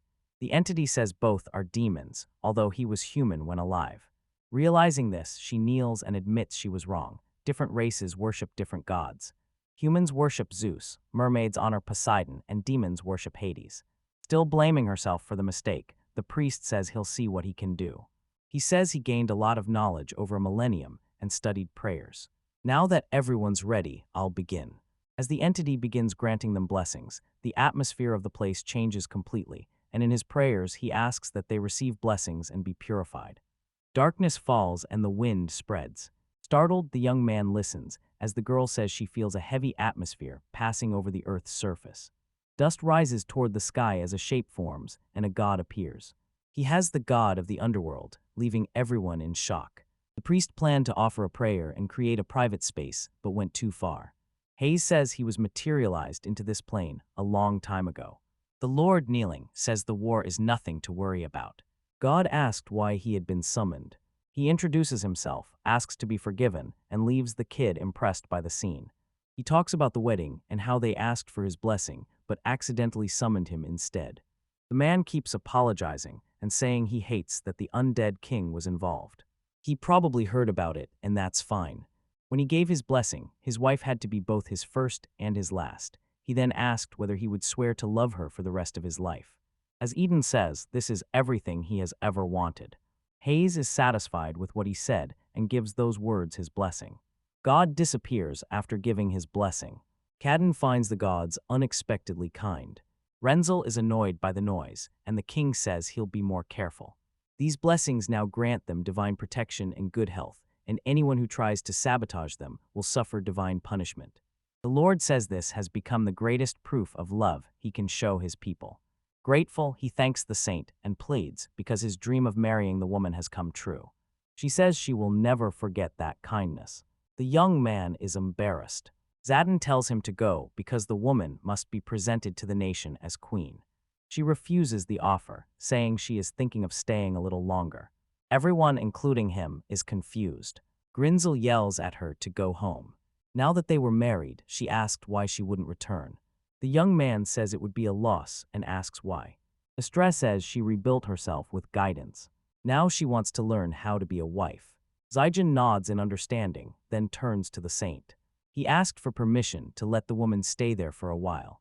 He says he doesn't mind, but he doesn't know how to help. Then the Lord asked to stay too, confident his people would be fine for a while. With the dragon keeping both factions occupied, his troops would be dispatched in the meantime. Grinzel was the dragon behind all of this. Kitten tells them to make themselves at home and starts to think about building them a house when the girl interrupts him. She asks if it was truly safe, because someone was already plotting against them. She says that if they leave things as they are, another group might try the same. The man tells her to relax. He had already considered it. The young man says such foresight is expected of a king. She grows annoyed as Grinzel continues, saying that he is strange and asking how he arrived without a ship. Zijin says he used teleportation magic, surprising the young man. Belen also knew how to use the magic and had left a note with the Lord's coordinates. The other woman hugs and congratulates her. She says being separated from them frustrated her. Astros thanks her in the comments, saying everything there was because of her, which angers the dragon. Platy asks whether other demons could use the magic to get there. The man tells her the coordinates were encrypted and only the person who wrote them could read them. Additionally, the location was kept secret from the public. Powerful magic covers the area used by the demon races. When he teleported, it was all or nothing. Because of Belina's help, he succeeded and they could not trace it. Kid and Wonders could not place a magical barrier there. The undead king insists only a dragon could have done it. All eyes turn to the girl. After kicking the demoness out, she admits she put up the barrier. Kneeling before the girl, the saint asks if she had been thinking about him so much. She agreed because she wanted the food all to herself. More people kept coming and her status slipped. Belina says that in the end, the girl didn't hate them. The young man gives the girl a pat on the head. He thanks her for her concern and she becomes happy again. The excited saints suggest celebrating the wedding. Veils work on the feast. The undead king asks you to join and the couple thanks you again. A plentiful feast is laid out with food all around. Everyone offers congratulations to Astros and Zedin on their marriage. Everyone waits eagerly as the man tastes the food. His praise makes the young man happy, and Vale gets her own plate of meat. Overcome with excitement to taste it, she loses control. After turning into a dragon, she breathes fire, but her master scolds her. The demon lord admits he's never eaten that kind of meat, and the young man explains that his wife hunted it. Lady made it with magical seasonings, and everyone helped. Hearing this, the dragon asks if they have a duty to serve their master and her. The princess says her deer's cooking is one of a kind, and the man says even the royal palaces don't have it. It makes sense that the dragon wants to keep this place secret. She asked Kaiden where he had learned to cook like that, and he explained that living alone had taught him to cook for himself. His ability lets him recreate ingredients. Serving foods and cuisines not native to this world, he is happy when they enjoy them. Nervous, Aster asks if his cooking is meant to be a secret, and Vale says yes. The young man denies it. Then she kneels before him to make a request. She asked him to be her tutor and teach her how to be a proper newlywed wife. Everyone but him is shocked by the sudden request. Clay becomes furious at the request. Shouting, she says she cannot understand why the woman would ask that of someone else's husband, and Vale says she cannot. Once she understands, she gets irritated. The young man praises her skill at harvesting and cooking. He then tells her she's a queen and that Kaku could help her. She insists she must be the lord's wife. The young man says the woman is sincere, and the man begins to think. Then he asks if he can train there too. Also eager to join the couple's training, he finds the place fascinating. It's not just the small house that fascinates me, the collars and constructions do too. He understands the woman's reasoning and wants to strengthen his desire to support her and her husband. He says a couple should support each other as a saint would. Impressed, the couple listens as the girl says he is different from the other kings. Zedin says they're counting on him again, and the other man replies he's counting on him too. Later, the Lord asks how his work is going, and the other man praises him. Astros walks in wearing an apron. Carrying the food, they left the man impressed. Everyone takes their seats at the table and gives thanks for the meal. As they eat, the girls compliment the woman on her cooking. Now refreshed, they see the king crying. He asks what the dish is called, and when she tells him, he says she did most of the work. A master swordsman, he was accustomed to handling knives. Others still had more to learn, but she was getting praise. One girl wonders what's needed, and another says close. She should learn to sew and ask about the Lord's clothing, and he says he got them from the saint. Shocked, she asked the young man if he had made them, and he said he had. As a man, he could make clothes for others. He is considering making one for Platyfish. Holding out the fabric, he shows it to the girl, who is amazed by its beauty. He says he came across silkworms. By caring for several larvae, he was able to create that fabric from them. She surprised everyone by holding it in her hands. Amazed, Badami asks if she could use it to make the girl's clothes. Because her parents owned a tailoring shop, she learned a lot about tailoring. She volunteered to take the task, and the queen offered to help. With everything set, they begin making the clothes. The tailor asks to take Platy's measurements. Puzzled, she listens as the young man says it would be impossible for him. The princess's clothes would be finished first, and then she would make clothes for everyone else. Suddenly, she takes off her clothes, startling the girl. She is confused and wants to know why everyone is reacting that way. Astros says that for both their kind and humans, showing up like that is treated as a crime. In a panic, she asked why nobody had warned her. Others say she never asked. On reflection, she recalls that her brother always wore something and begins to see clothing as formal attire. Badami tells her to leave it to her, promising to show her incredible outfits, and although she does not fully understand, she agrees. While being measured, she pulls in her stomach. When asked, she says she feels bad about how much she ate. The queen was annoyed when the other girl said her stomach was too full. Later, they finished a beautiful sea-inspired skirt, and it made her and the young man happy. Someone approaches Kate and compliments her. Lifting the skirt to reveal her undergarments is also forbidden. She says it was fine when it involved her brother, and he is thinking of making clothes for his brother-in-law. Watching the scene, Grinzel suddenly launches a fireball at Platyfish. She startles and the young man asks whether he is jealous. But the girl asks them to wait. Fire does not burn her. Vale says the fabric has anti-magic properties and bets it also provides strong defense, making it better than armor. Bade Me says she didn't do it, and it couldn't have been the silkworms. Grinzel asks his master whether he did something, and the master says he cared for them with love. I'm considering making clothes for the girl. She says they improved once they got to know him, and the clothes became a shield. A new legendary armor was born. The girl insists it's fashion and asks him to make one for her. Grateful for the durable clothes, the young man considers having the girl make clothes for the king too, leaving the king once again surprised. The queen sees his clothes are torn. He says you must have gotten them to call about something. He is disappointed they tore, but the woman says she will fix them. Astri had recently learned to sew and wasn't very skilled yet. But the man thanks her and leaves them in her care. His friends watch the scene with interest and pleasure. Noticing how happy they are, the young man considers letting him keep wearing those clothes for now. The human king casts a curse on the dragon. His actions have brought the war to a standstill, leaving them unable to act.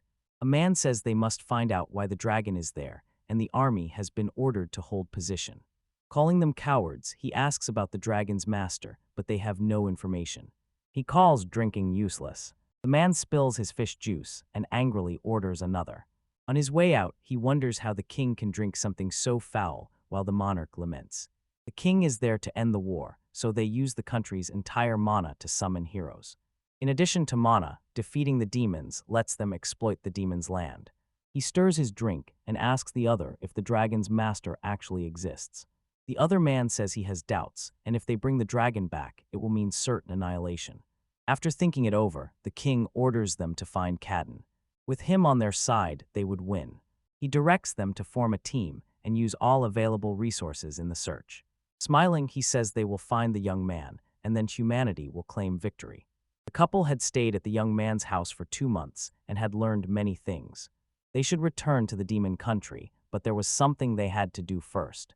The man suggests they take up the sword again. Picking it up, he feels something odd. Ammon's sword will not rest. The sound seems to resonate with something, leaving the woman frightened. They step outside to call the kitten. Asks whether something has happened. The man is astonished to see the young man holding a sword. He asks what it is, and the other replies that it's a useful sword he used to cut the man of metal. Plenty appears and says it's a secret sword. Kay had no plan to return it, but the sword refused to let go. She talks about the man who destroyed, and he says he had no choice because he didn't know his own power. Zedin says a legend claims the power his saints gave could outmatch any hero. He then asks if Cadden could be one of the heroes the human king summoned. Kidden admits it's true, but he lacked combat skills. Instead, he chose this life. The store says it must have been difficult, but while showing a sprouting seed, she says it wasn't. Impressed, the Lord hears the young man say his gift has helped him live a peaceful life. He knows his power was never meant for work. He says he can draw out the full potential of everything he touches. That doesn't mean he's strong. Zidane insists no one in the world is stronger than him. The power the gods gave to the human race. This could prove his superiority and allow him to return to their kingdom. The young man says he doesn't plan to do that. He insists he doesn't want to be rude, yet he's not affiliated with any side and belongs to no one. That allowed him to marry Plady. The Lord agrees, noting that without him things could have become serious and the mermaids would have joined the fight. According to him, his existence matters greatly to the world. Offering his hand, he says he hopes everything works out. The other man shakes it, then agrees. Zadin says it's time to deal with those celebrating his absence. Now is the right time to win the nation's support. Kitten brightens at the news, while Vale asks why the girls are staying behind. People say staying there could bring the king back. She turns into a dragon, frightening them. The young man, covering her mouth, tells them to go back and gather food, while Belina handles connecting the worlds. The king thanked them, asked about Badme, and since she was a friend of the other, she decided to stay. Her request to keep making clothes draws Aster's attention. She shows the clothes the other made for her, causing the Demon King to fall in love. Visibly emotional, she thanks her friend as her husband tells her it's time to go. They look at each other and say they will meet again. At the farewell, the girls cry while the young man wishes them good luck. Inside the portals, he even admits he never thought he could end the war peacefully. The saint's presence made him see it wasn't just a dream. He turns to his wife and asks to borrow her power for his dream. She smiles and says she certainly will. At home, the Lord wants to know how sturdy the sink is, but there is no way to measure it. He suggests sumo might work, and the young man explains how the sport works. Zyvan asks whether they will punch each other until one of them can no longer move. Kidding says they can hold each other. There is no punching or kicking. He understands but says it will be difficult to execute. They shove each other but neither leaves the ring. Several techniques suddenly come to his mind. In one swift move, he grabs the man's arm and throws him to the ground. Embarrassed, he begins to apologize. Just then the king appears and asks what is happening and why the Demon King is here. A few minutes later, the prince and the king fight in the makeshift ring. Seeing them, he sends a cubo to bring all the men over. The men enter one by one to compete in sumo. Everyone is enjoying themselves and having fun. From then on, sumo becomes popular with the farmhands. The prince becomes the champion, and the saint believes they have great leg strength. At Cadden's house, someone calls out that the bread is ready. All the girls praise the flavor and texture as they eat. In his world, bread is a staple, and flour has many other uses, he explains. This is another addition to his repertoire, and Vale urges him to produce more quickly. Before that, he planned to create the real staple food of his world. It was rice. People ask what it's like, and he says it's white, grainy, and a little sweet, unlike bread. Platyfish grows nervous on hearing that. The young man asks what is wrong, and she requests some changes be made in that area. The Ort team handles construction, and the goblins manage field work. Bademe oversees sewing, and Belina manages the portals. They help one another when needed. Bela defends the land from invaders and builds irrigation channels for the crops, so everyone stays busy. They use their entire workforce to prepare wheat because it requires manual labor. The girls agree, and the other girl continues. According to her, stress alone is responsible for medicine and food fermentation. That leaves the young man speechless. She begins listing all the sectors. She is responsible for that. At St. Neil's, she screams while apologizing that she can't handle everything alone. He wanted to do things without considering how much work she already had. She says it's fine. Plato's brother arrives while they are still talking. Asking what's happening, they both look at him, and the young man says he is a terrible husband. This made him annoyed.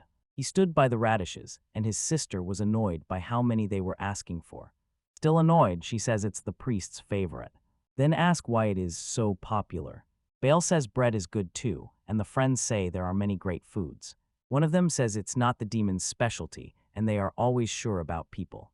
After thinking it over, she suggests her brother bring some people from his kingdom to help. Otherwise, pickled radish production will be reduced. This startles him. She asks her husband if it's okay. He agrees and then asks if the other man is fine with it. The girl begs her brother because she wants to make him some rice too. The young man says it will be difficult and asks whether the other man understands what the land means to them. He says Plady hated it at first, but later she came to appreciate it. Irawana grows serious and calls his sister insane, which makes her furious. She questions him, but he replies that any ordinary Triton would view land as hell. Tritons cannot survive on land, and his sister chose to stay there of her own free will. Thanks to her medicine, she can stay on land, but before there were severe restrictions for those who wanted to.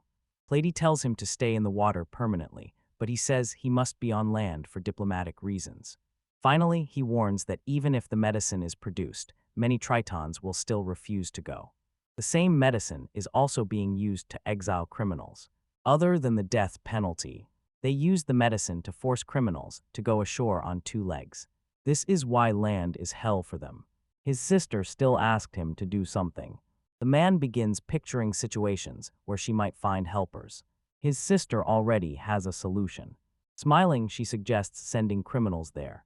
He and the others are stunned by the idea. Annoyed, he says his kingdom owes the saint, and that this land is for the saint, not for exiles. He doesn't mind, but he won't risk Platy's safety, even if she disagrees. Vale says she will incinerate anyone who comes there, and the girl threatens her brother with the radishes. It doesn't matter to her if they're criminals, as long as they come to help. She admits she'll push them until they're exhausted, and her husband feels guilty. Later, the young man brings the girls. Renzel mocks them for not dressing properly, but bade me was ready. The Triton apologizes for interrupting. He introduces the girls Puffer, Lampi, and Rufa. The princess steps forward and tells the girls to get ready. At the sight of the girl, they all freeze in fear. Puffer, the witch of cruel cold, appears. Lampi, the witch of infernal fire. And Rufa, the plague witch. Starting today, the three must serve their sentence by working for his sister, Princess Platy, he explains. Lampi, overcome with emotion, runs to the girl and calls out her name.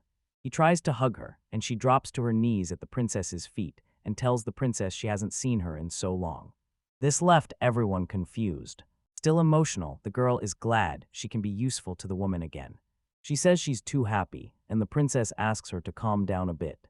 Confused, Plato asks whether the young woman is really a criminal, because she does not seem like one. Puffer and Rufa complain about the other witch's behavior and suspect she has a crush on Prince Arowana. She quickly denies it, saying she chose this rather than remain unjustly imprisoned.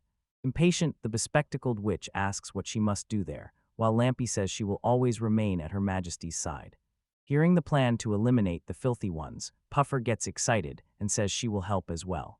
A boy walks up to the prince and asks what crime the three committed. The kingdom has 6 special witches, and today he brought 3 of them. For example, he says Puffer studies the steady worldwide flow of mana in the oceans, so she could trigger a new ice age. The prince says extremism is dangerous, so they decided to imprison the young woman. Rufa is terrifying and heads the mermaid's magical pharmaceutical association, which led her to develop horrifying theories. The young woman shouts that it's a lie and that nobody understands her work. To justify herself, the girl says microscopic creatures hide inside illnesses and cause them. Confused, the prince grows thoughtful. The young man considers the girl's remark about bacteria. In a still shot, Gero explains the human body can remember external pathogens that enter its system and build resistance, resulting in the production of antibodies and strawberry juice. A fluid taken from another body can be injected into the infected person. The prince thinks injecting other people's strawberry juice could kill someone. In conclusion, he calls Lampi the most problematic of the group. The young woman once served the nobility as an imperial guard. It linked his marriage to why she ended up in jail, since mermaids were forced to marry humans or demons. A noble approached the king to oppose his sister's marriage and warned that the risks of a failed union could not be ignored. Trying to undermine the princess, the noble accused Plato of being a drug maniac, and Lampi was enraged when he heard it. And deliver a brutal kick to the aristocrat's backside. Before he can finish, the infernal fire witch calls the prince out, who says she did nothing wrong. Feeling embarrassed, Arowana apologizes to the Holy Lord for the girl's behavior. The boy asks if Platy is okay with it all. Seeing his concern, she becomes emotional. Her brother answers instead. Nervous, she asks why he's getting involved, and he says there's something else he hasn't told her. His sister is also one of the crazy witches.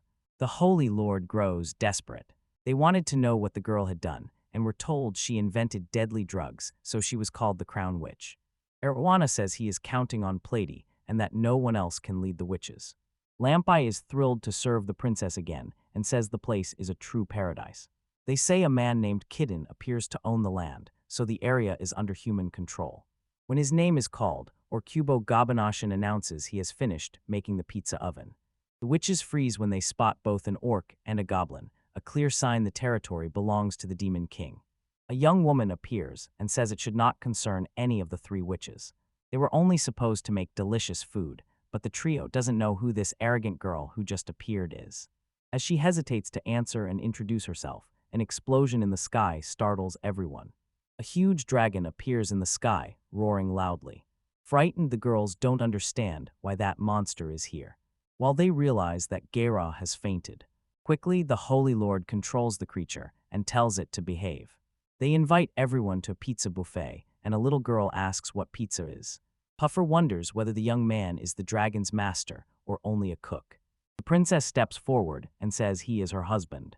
That made Lampi faint. A new being suddenly appears and thanks them for inviting it to the welcome party. Everyone is shocked to see it is the undead king. No one understands why the two global calamities are in the area. All three witches faint, so they decide to postpone the party until they wake up. Eventually, the third girl wakes up. Gararufa and Puffer see the young woman is awake. The trio sits on beds on the floor, confused and wondering where they are. Puffer says the house is wonderful, it smells pleasant, and the bed is soft and cozy. While Lampai remembers that Prince Arowana brought them there. A woman enters, pleased to find the three awake, and introduces herself as a resident named Belina. Terrified, the girls realized she is a demon. Soon they learn that Holy Cadden is waiting for them. Suddenly they remember what happened. A cry for Lady Plady echoes through the room. The infernal fire witch weeps again, mourning the princess and believing she has become the demon king's fiancée in that infernal place. Shocked, the woman says this place is not hell and her husband is human. The young woman rebels, insisting that the man prepare for her death. Yara realizes the landowner in demon territory is a human and a puffer. Tries to figure out what that means. Belina tells them the place is not ruled by demons. It's hard to explain that in a play that states they are in a total isolation zone. Plato says this is the reclaimed land of Holy Kitten. The three witches believe it is impossible and wonder what would happen if humans and demons clashed. A child appears and says they would simply have to tolerate each other. She introduced herself as Grinsel Dragon Vale. After recovering her memory, the other witch reports seeing the undead king nearby. Then all three panic, shouting that the world is ending and everyone is doomed. Belinda steps in and says she knows it's scary, but these beings are the ones who help protect the land. Puffer sees this place is better than the kingdoms, and the princess agrees, saying they can relax and work. Irritated at being forced to work, the cruel, cold witch grumbles while an enchanted lampai asks if the princess also has to do forced labor. Before eating the gasai, point out the tree or the house they are staying in. As they travel, the witches wonder whether they must work as cooks and search for ways to escape. At the warehouse, Plady tells them this will be their job. Everyone is taken aback by what they see. Puffer asks what the smell is, and the princess replies. This is where she processes and prepares seasonings for food. The girls are confused about seasonings and think they are drugs that make food taste better. They sample some of the prepared ingredients. The flavor grabs their attention. Happy, the trio says it tastes delicious and that they detect a deep, complex flavor. Lampai says it's amazing that the princess is always creating and inventing delicious things. Plady explains the fermentation process, and Gararufa is ecstatic when she hears the idea. Seeing this, the princess asks whether the girls' research does not involve fermentation. She confirms it. The plague witch is delighted to see the soy sauce and recognizes it. Then she decides to take a big gulp of the product, but Platyfish stops her. She says she first thought of doing the same when she tasted it, but her husband forbade her. Dara is happy but frustrated and says she wants to learn more about the fermentation process. They ask to work there, but Puffer refuses, saying they need to learn more about this so-called saint first. The princess reveals her husband is an invoker, and the witches appear confused. They explain what it means to be an invoker and outline his mission in this world. The play shows that the filthy king summons people at will. Herbal Lovin was discarded because it had no special abilities. As a result, he has knowledge and skills others lack. Hungry and annoyed, Grinsel cuts in and asks if they're done talking. They cannot eat unless the guests are here. Pizza is served at the table with a variety of flavors. Curious, the witches ask whether the dish comes from another world and inspect it. Kitten says you'll cut the pizza into slices. Meanwhile, Dragon Vale is very hungry and growing impatient. Seated around the table, everyone gives thanks for the meal. When the three witches tasted the pizza, they felt something they had never felt before in their lives. Curious to learn more, the host asks how it tastes, and Garis says she is amazed, calling it divine. The young man feels relieved to see everyone enjoyed it. To please Prince Arowana, the man says he also made his brother-in-law's favorite, pickled radishes. The princess announces she can now produce many pickled radishes. Her brother can buy as much as he wants. He says he'll visit once a week, surprising everyone at the table. Kitten asks Plady if she wants another serving, and she says yes since her husband's creations are always very good. Lampai tells the princess she does not understand how the princess became so enchanted by that man. Still, she seems very happy. The three witches go to bed after eating. Lost in thought, they stare at the ceiling and at the puffers, thinking the food was delicious. Gareth considers how well the dough fermented. By contrast, Lampai thinks about Cadden and how he can work hard. Lying in bed, the three notice the mattress is very soft and the fabric is high quality, and they decide this place might be a kind of paradise. The next morning, everyone is already at work, and Gara asks Puffer for help after she finishes her tasks. She says they will preserve the radish and add it to barley miso. The second ingredient is produced by a microorganism called mold, which her friend finds disgusting. According to the recipe, Prince Arowana will eat the pickles the girls make. As they keep working, the crew's cold witch asks where Lamp is, and another crew member says she went hunting with the orcs because she loves a good training session. Deep in the forest, the girl gets ready to face massive monsters. A swift attack brings down a giant boar. Orcs cheer and celebrate, while she thinks she does not train just to show off. He was at home talking with his wife. Cadden says the three witches are a big help. They not only support the princess and her work, but they also assist, such as Kubo and Gaby Kichi. This gives more time to prepare the rice fields, and the Holy Lord says growing rice is especially important to him. The phrase leaves Plady thinking about what she just heard. She suggests they begin planting more rice right away. Later, the group stands at the edge of the rice field. Gara says she heard their task for the day is to plant seedlings. Puffer is a bit upset to be in such a vast, muddy field and asks for a moment to process the situation. The Plague says she heard from the Holy Lord that rice is suitable for fermentation. She points out that wine can even be made from it, says it must be delicious, and offers to help with production. Lampai steps forward and says she will not let Princess Plady be covered in mud and will do anything for her. Many people ask Cadden to show them the basics of rice planting so they can get started. The man begins by explaining and showing them how to carry out the process. When the demonstration ends, the princess orders everyone to start planting. As they step into the mud, Gary shouts that it is cold and freezing. Her friends still encourage her. Everyone begins planting the rice with intense focus. Annoyed, Puffer says it's harder than she expected, while the others complain that their legs and hips ache. Without warning, Badminton faints, and when someone helps her to her feet. According to her, she hasn't slept since finishing the clothes. Renzel dismisses them as pathetic and insists she is still a dragon. Noting her great strength, she asks whether that also applies to the mermaid witches with fish legs. She challenges the princess to find out who can plant faster. Plady agrees, saying she won't lose to the little girl. They begin the competition and immediately start planting. Onlookers watch, amazed at how fast they move. The duo's precision, tenacity, and dexterity capture the attention of everyone watching the competition. The princess suddenly runs out of seedlings and calls for help. Lampai immediately rushes to his sister. She arrives extremely fast, even startling Plady. The others scream in shock, wondering if the batch was delivered by air. The siblings are safe and unharmed despite the scare. Still, everyone is surprised and says they underestimated farm work and that the princess's legs are unusual. There must be a reason she can handle such hard work. But Plady says she does it all just to eat good food and nothing else. Curious, Grinzel said she was eager to find out what rice tasted like. They all get back to work to finish planting as quickly as they can. With everyone's help, the fertilizer and the mermaid's magic, Plady thrived. The whole field is finished in one day. Once the rice is cooked, it is served to everyone. Everyone studies the pot closely, trying to figure out what it is. Kidden explains this is what they call rice once the grains are cooked, and Grinzel urgently asks to taste some. The princess says her husband should be the first to taste it. Belina says Plato poured her heart and soul into growing the rice. Her husband feels a little nervous about the whole situation. His wife is in a hurry, so he agrees to eat first. Everyone watches as Cadden picks up some grains with chopsticks. He brings them to his mouth, and the excited princess asks if they taste good. Without naming it properly, he mumbles that it does. The young woman realizes the taste is so good it brought her master to tears. The witches want to eat right away too.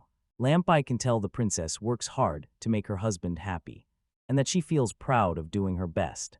Puffer says she knows what she meant. Curious, Plady asks why rice is so important to the young man and whether it is his staple food.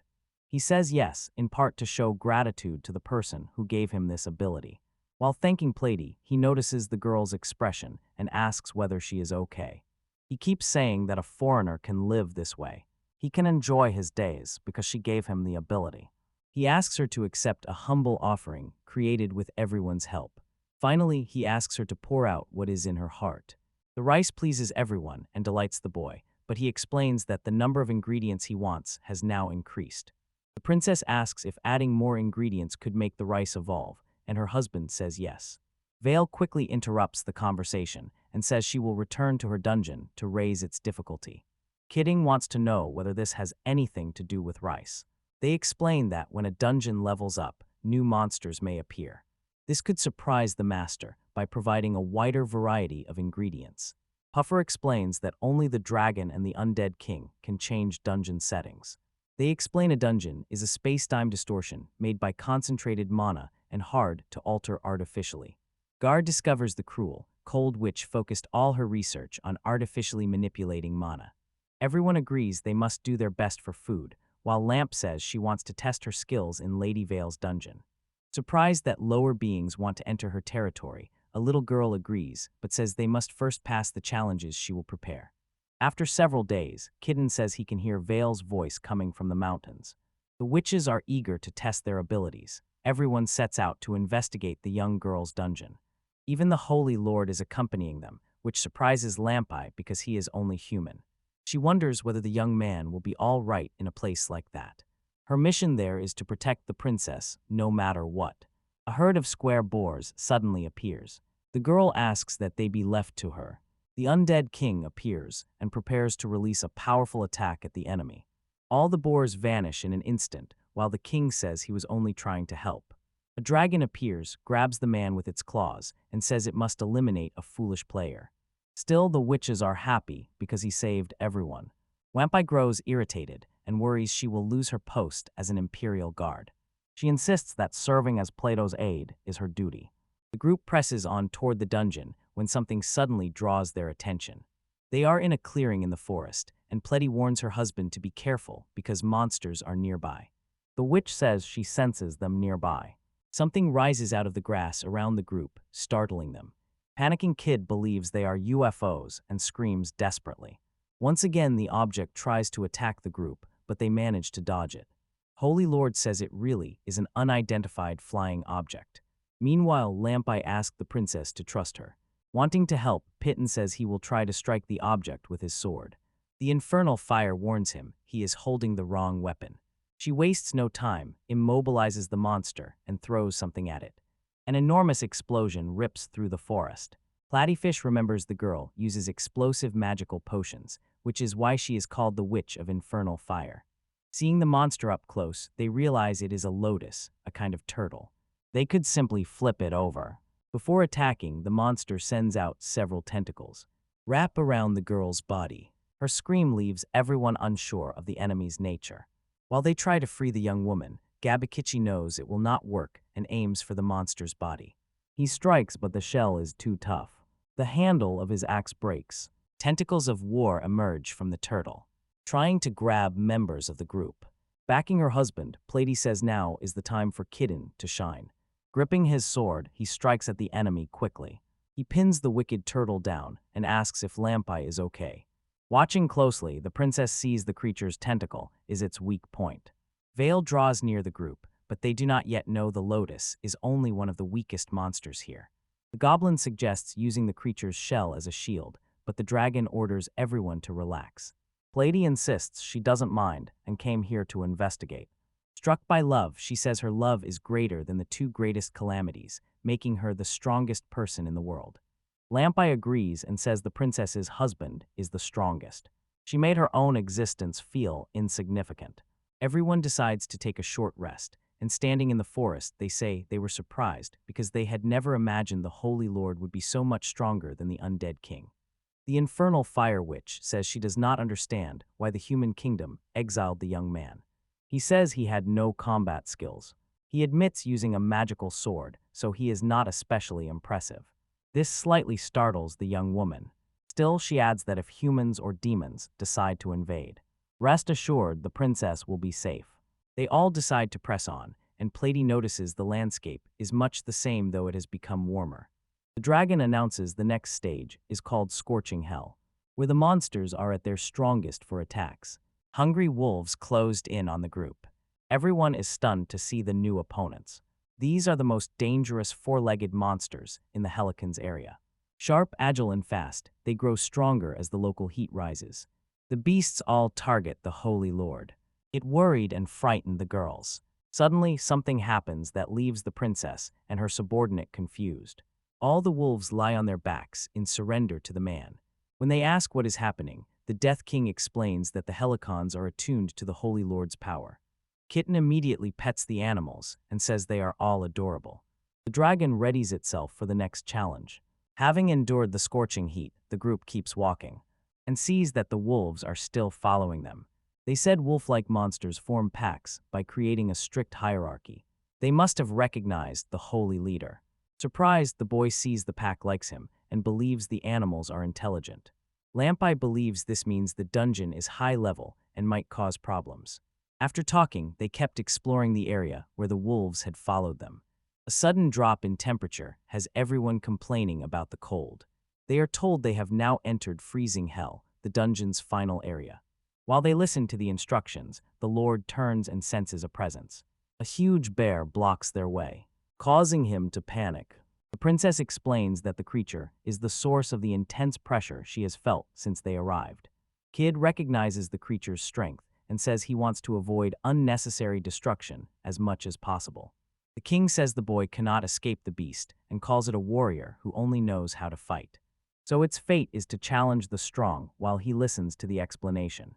The monster attacks, alongside the wolves' protecting group, taking down the beast. To his shock, the young man believes they are all loyal to their master. Confirm that you can help them later. Lampi steps in to help, cast a spell to pin the bear in place. After casting her magic, the creature falls to the ground, injured. The girl explains that she struck the monster's that chilled tendon, leaving it unable to move. Everyone heads back home, and the dragon shouts she won't let things end that way. Kidding tells everyone to wait and check with Plady if she brought the ointment he asked for. Nobody understands the question. The young man says he plans to use it on the bear. However, Lampi says the enemy will fade away on its own. Still, the Lord insists he wants to save the animal. He does not believe it was there simply to attack the group. The princess accepts her husband's decision, and her friend is shocked. He believes he is wasting his effort on something worthless. The young man bandages the bear's wound and tells it to look after itself and live a long life. Annoyed, the dragon can't make sense of the chaos and says he has no choice but to use his last resort. He makes himself the final opponent. It shocked everyone. However, the driving makes it clear that only a clone with 1/100th of his power will attack. He orders the battle to begin. Receiving treatment, the bear suddenly stands up and charges the driver with incredible speed. No one can believe their eyes, but the animal instantly destroys Vale's clone. A confused kid asked why the bear did that. Instead, the creature turns away. Alternatively, Kubo and Gabakichi explain that as monsters, they can understand what the beast feels. As a proud creature, it fought to repay the kindness shown to it. The boy decides he will likely see the bear again soon. After hearing that, everyone agrees to head home once the dungeon battle is over. Vale is clearly annoyed when asked what happened. She says her dungeon wasn't much of a challenge for the group. We added a new dish to the menu. Katsuden, the young man, excited, says that after coming down the mountain, they finally found an egg-laying bird monster. Now you can cook the dishes you have wanted to make for a long time. Because of the girl's dungeon, he will now improve his cooking skills even more. Grinzel becomes very happy and cheerful. Dinner is ready, and everyone is asked to gather around the table to eat. Preparing to enjoy the meal, everyone asks what it is and comments that it is very tasty and refined. Cadden thinks it's okay to take eggs from Vale's dungeon. Their settlement is getting livelier too. He considers the future and how the place will change over time. Close by, two people watch the area.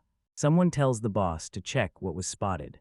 The man says he can hardly believe a village exists in that region. Determined, he says he'll go check the area himself. Make him the gang leader, Aileron. Hannah and the Tarot. Cadden plays with the animals by throwing ropes for them to chase. He says he now lives with the wolves he found in the dungeon. A problem remains. There is not enough food for everyone in the area. Grinzel asks whether the master will use up all the mincemeat. Angering the girl, the young man says he will make dog food and feed it to the wolves. She says it's not funny. She will look after the animals in her own way. The young man insists the wolves are part of the family. Calmly, he keeps cooking the meat and slicing food with his sacred sword. Despite that, Vale says she will not allow it. She will eat the pet food herself. Kitten says he put the animal's health first and trimmed away the fatty parts.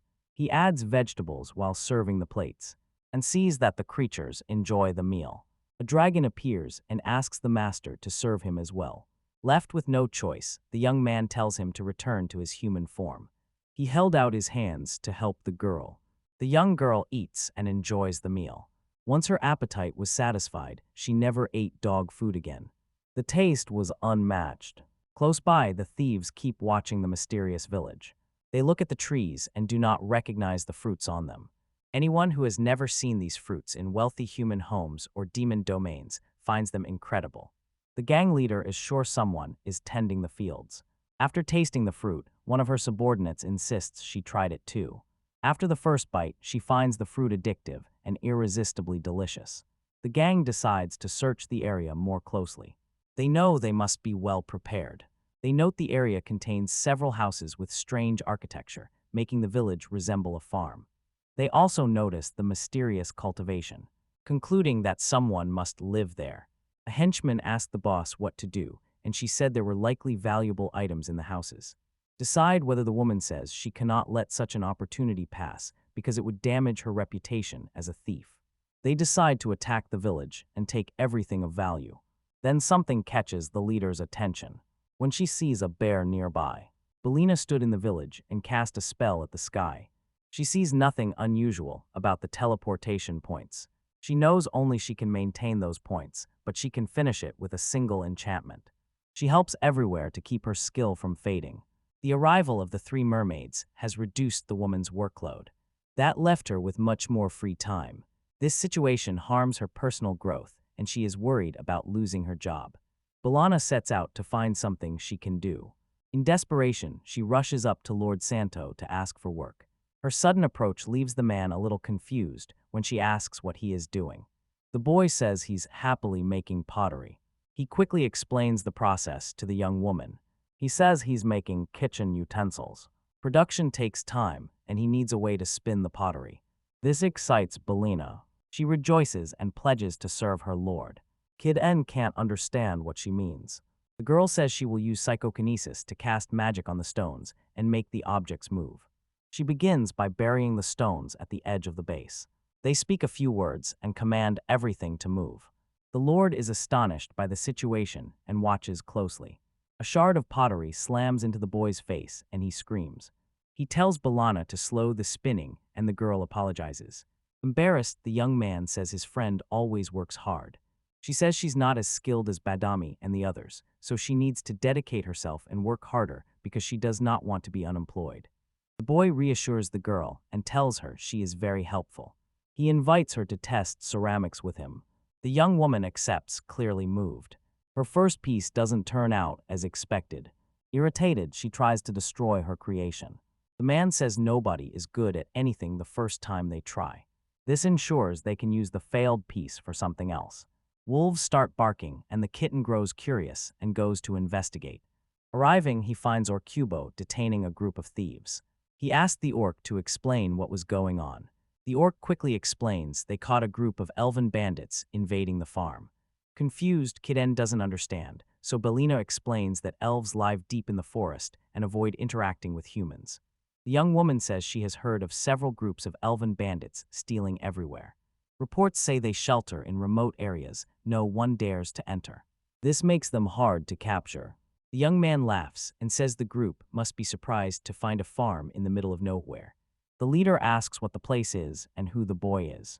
He explains it without hesitation. The elves remain wary, aware that the young man is human. The residents are monsters and his assistant is a demon. To understand, Cadden or Cubo asks if the elves did anything. The man says they stole tomatoes from the farm. Princess Play appears furious and shouting, demanding to know whether they stole and ate the tomatoes. Grinzel turns into a dragon and vows to destroy every last thief. The boys were frightened. The princess insists that a punishment is necessary to prevent future thefts. Vale agrees and says she'll kill them and leave their bodies out in the open. Desperate, the gang leader says this is the end of the stone-slicing tempest. Belina realizes the group only steals from the rich. They target corrupt nobles and expose their misdeeds. This means they are gentlemen thieves. Grinzel says she doesn't care and insists they deserve the death penalty. Kitten agrees with the princess and says a punishment is needed. Therefore, he decides to sentence those who commit theft. By affirming that it is a serious crime, the young man has already made his decision and says the group will work for him for a period of time. Still cautious, the group members ask whether they heard the proposal correctly. The protagonist agrees since they will atone for their sins, while Belina calls him knave. Scolding Kiten, the girl warns him not to underestimate the elves, calling them bandits and criminals. But the answer is that the farm already has a few other criminals. Vale keeps threatening that she would already have burned her enemies. They get the leader's attention, ask about her comment that the place is full of criminals, and realize the human has tamed a dragon. They always come up with a way to escape, while Belina suggests surrendering the group to the demons.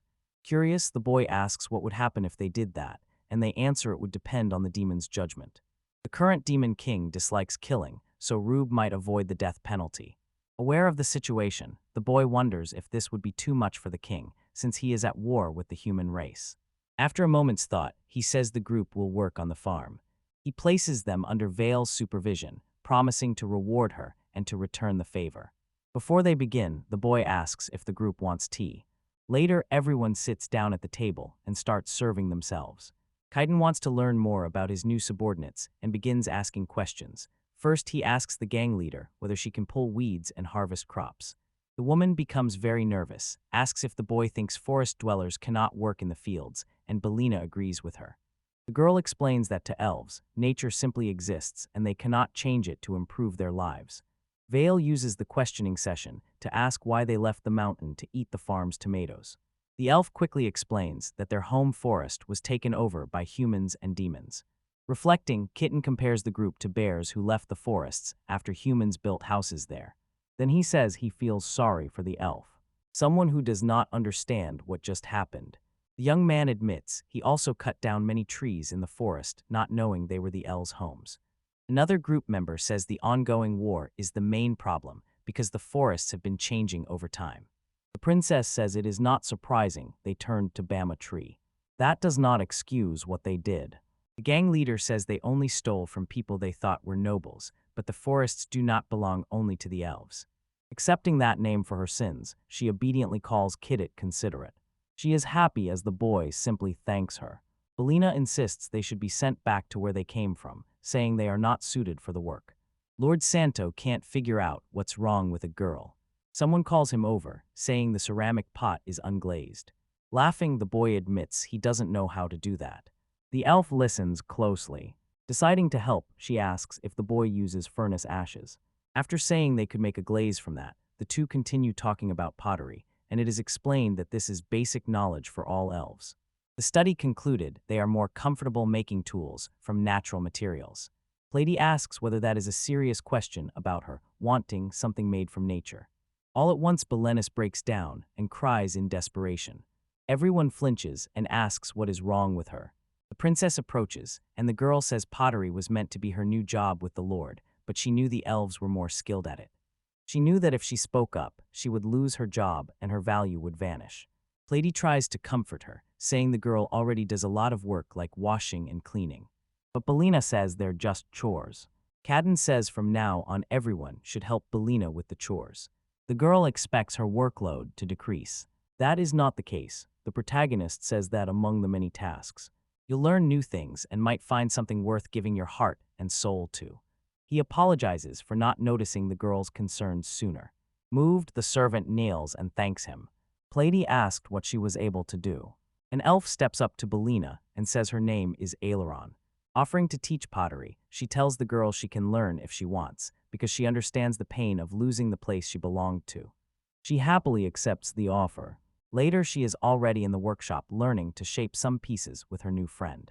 Although her first pieces turn out badly, she is encouraged to keep trying. The farm welcomed a new group of friends.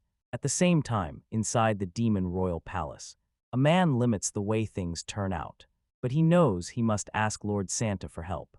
Lamp-Eye joins the group, determined to go hunting. An elf asks what their target is and learns they are hunting square boars because his veil wanted to eat one. In addition to food, the animals can provide leather for belts and bags, which would be useful. Spotting a boar, the group fires their first arrow. Struck with perfect accuracy, the animal falls to the ground dead.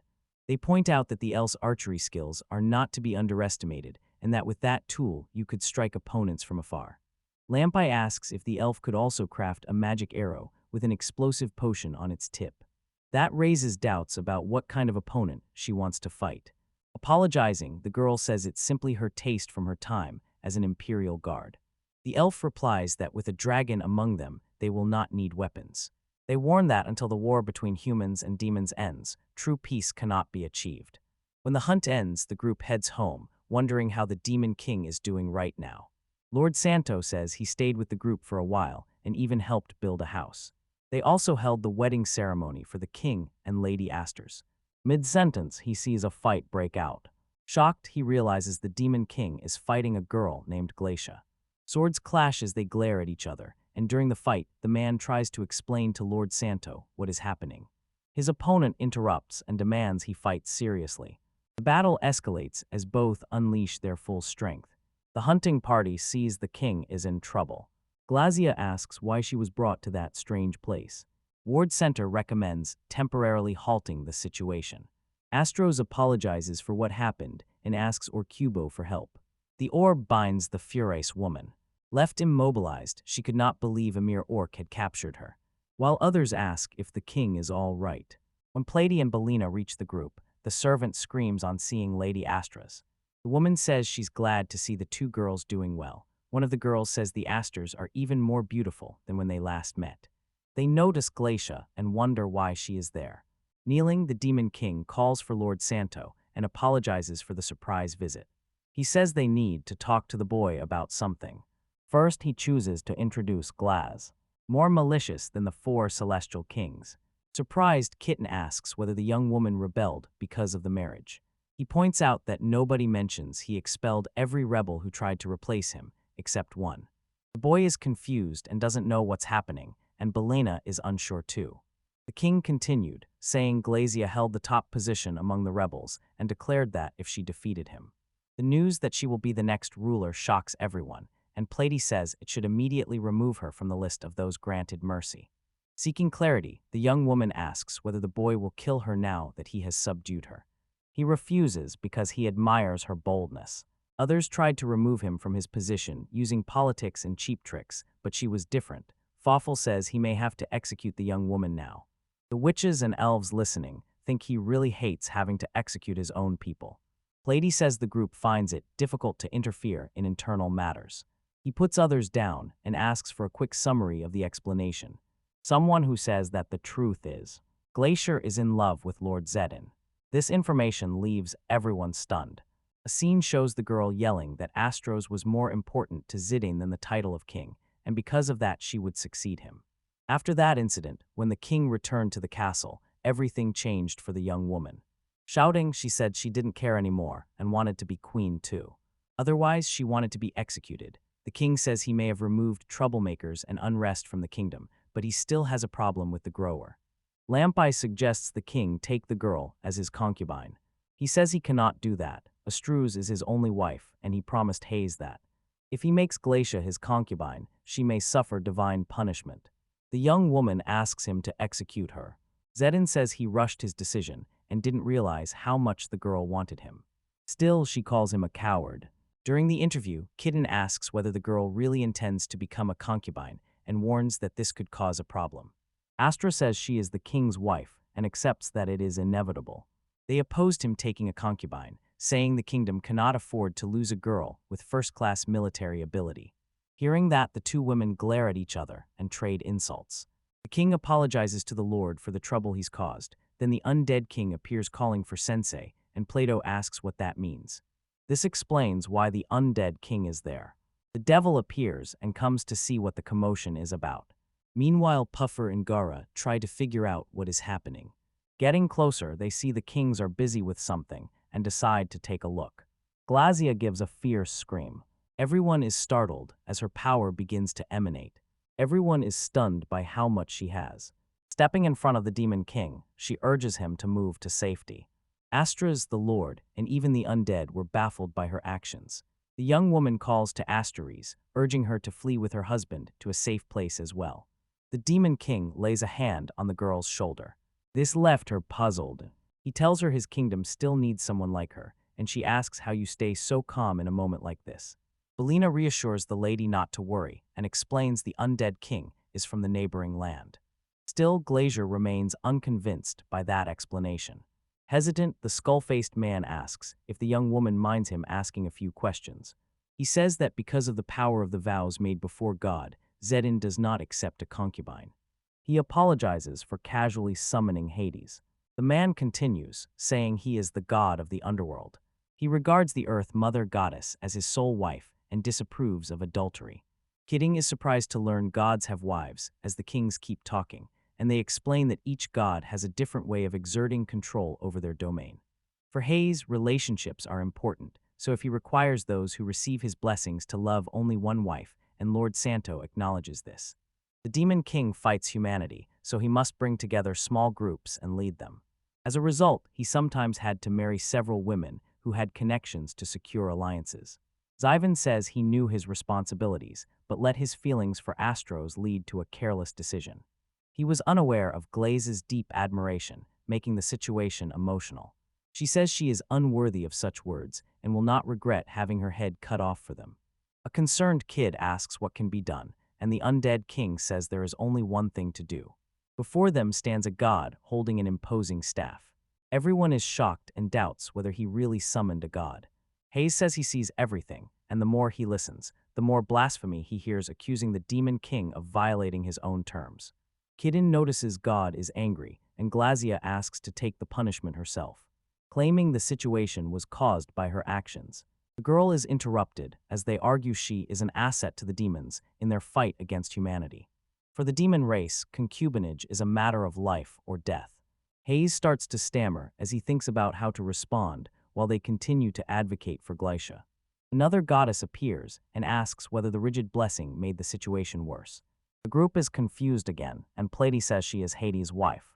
The woman says she is grateful to her husband, but that his calmness and rigidity are his flaws. She asks whether he is trying to exert control over his use in Poseidon, and the god becomes irritated. The Earth Mother Goddess approaches Zedin, tells him not to compare the man to others, and says she understands the man's thoughts. As a result, she must apologize and cannot ignore the young man's wishes. She also does not want to set an example of ignoring value for the rest of the group and emphasizes that God's blessing is a promise. If a contract can be easily broken, its value is meaningless. The goddess says that ending such a contract without losing its value requires a specific, equal measure. The group does not understand what she means. She says she has another suggestion, but is interrupted when someone asks if Persephone has a problem. Decide if she points at the protagonist and calls him a child. She then asks whether the young man is a child of Zeus, but he realizes he comes from beyond the realm, asking whether he gets something special from Hephaestus. I think it refers to the gift of the Hand of Supremacy. The boy confirms he received something. Persephone finds that intriguing. If things go well, she may grant an exception. Kid N remembers the gift Hephaestus gave him. The group of elves asks whether she will allow the Demon King to take multiple wives. Persephone then says her husband has authority over the 7 celestial swords. Zeta drops to his knees and closes his eyes. He stands up, takes one of the swords, and gives it to the goddess. Lord Santa now realizes the Demon King's weapon was made by a god and learns his own was too. Looking at his weapon, he remembers it is also a secret. Persephone notices the group already has the other 2 swords, and Zevon explains where he found them. Glacia and Astra appear with other swords, but those swords are broken. The goddess says the group is carrying broken items. The girl says it's proof of their loyalty to the Demon King. Plato and Kidden, confused, ask for an explanation of what is happening. The king explains it dates back hundreds of years. He says they had 5 of the 7 swords forged by the god of the underworld, and each sword belonged to one of the 5 demon families. War erupted among the families over the royal throne. Eden's ancestor was the last one standing, gathered the defeated family's swords, and destroyed them. The Lord paused to ponder what he had just heard, trying to make sense of it. Persephone explains there's a reason for this, and it comes from inside the young man. When the gods decided to rule the world, Poseidon and Hades spread their descendants across the land. Zeus became jealous and sent his descendants to claim the land for himself. The undead king says these descendants became known as humans, and that they are invaders sent from above. Hayes says he helped forge the swords used in the war against humans and sent them into the world. Curious, Ward Santo asks why there were 7 swords, and they say it was meant to keep the true celestial sword from being forged. He says he understands and will not give up his sword. They explain the object grows stronger through battle experience. The true celestial sword is the ultimate power to destroy humanity. After hearing the story, Plato realizes the strongest sword has not been forged yet. For that reason, the demon king should destroy it as well. Zedin says he cannot do that. Once again, Lord Santo asks whether the celestial sword can be forged. They confirm it can. Shouting, Platyfish demanded to know why Hayes made it so difficult. The man replies that even with his own power, the craft's god Hephaestus is unbeatable. When they hear Hephaestus' name, the group grows confused. The princess asks whether he is the one who gave the gift to the boy, and he agrees. Persephone then tells the boy she has a request and asks whether his power could repair the broken sacred swords. Left speechless, the young man does not know how to respond. The goddess continues, saying that the young man's power can restore the swords and lift them to celestial status. Even though 6 of the 7 will be destroyed to complete the task, 2 true ones remain, more than enough to defeat humanity. She adds that if her husband succeeds in removing Zeus's influence from the land, that would be a great achievement. Glacius says it is incredible, and Aster acknowledges the Cento truly has great power. The elf asks whether this can truly end the war between humans and demons and make their lives much easier. Persephone says anyone who restores the land to her husband's rule will be rewarded. God declares that if the demon succeeds, God will allow a special condition in the man's contract with the demon. The devil shouts it was to be expected from her sweetheart, while Hayes asks whether the visitor really intends to go through with it. Terrified, he stares at his hands and asks himself whether he will actually forge a sword to destroy humanity. Seeing the boy hesitate, Hades says he needs to tell him something important.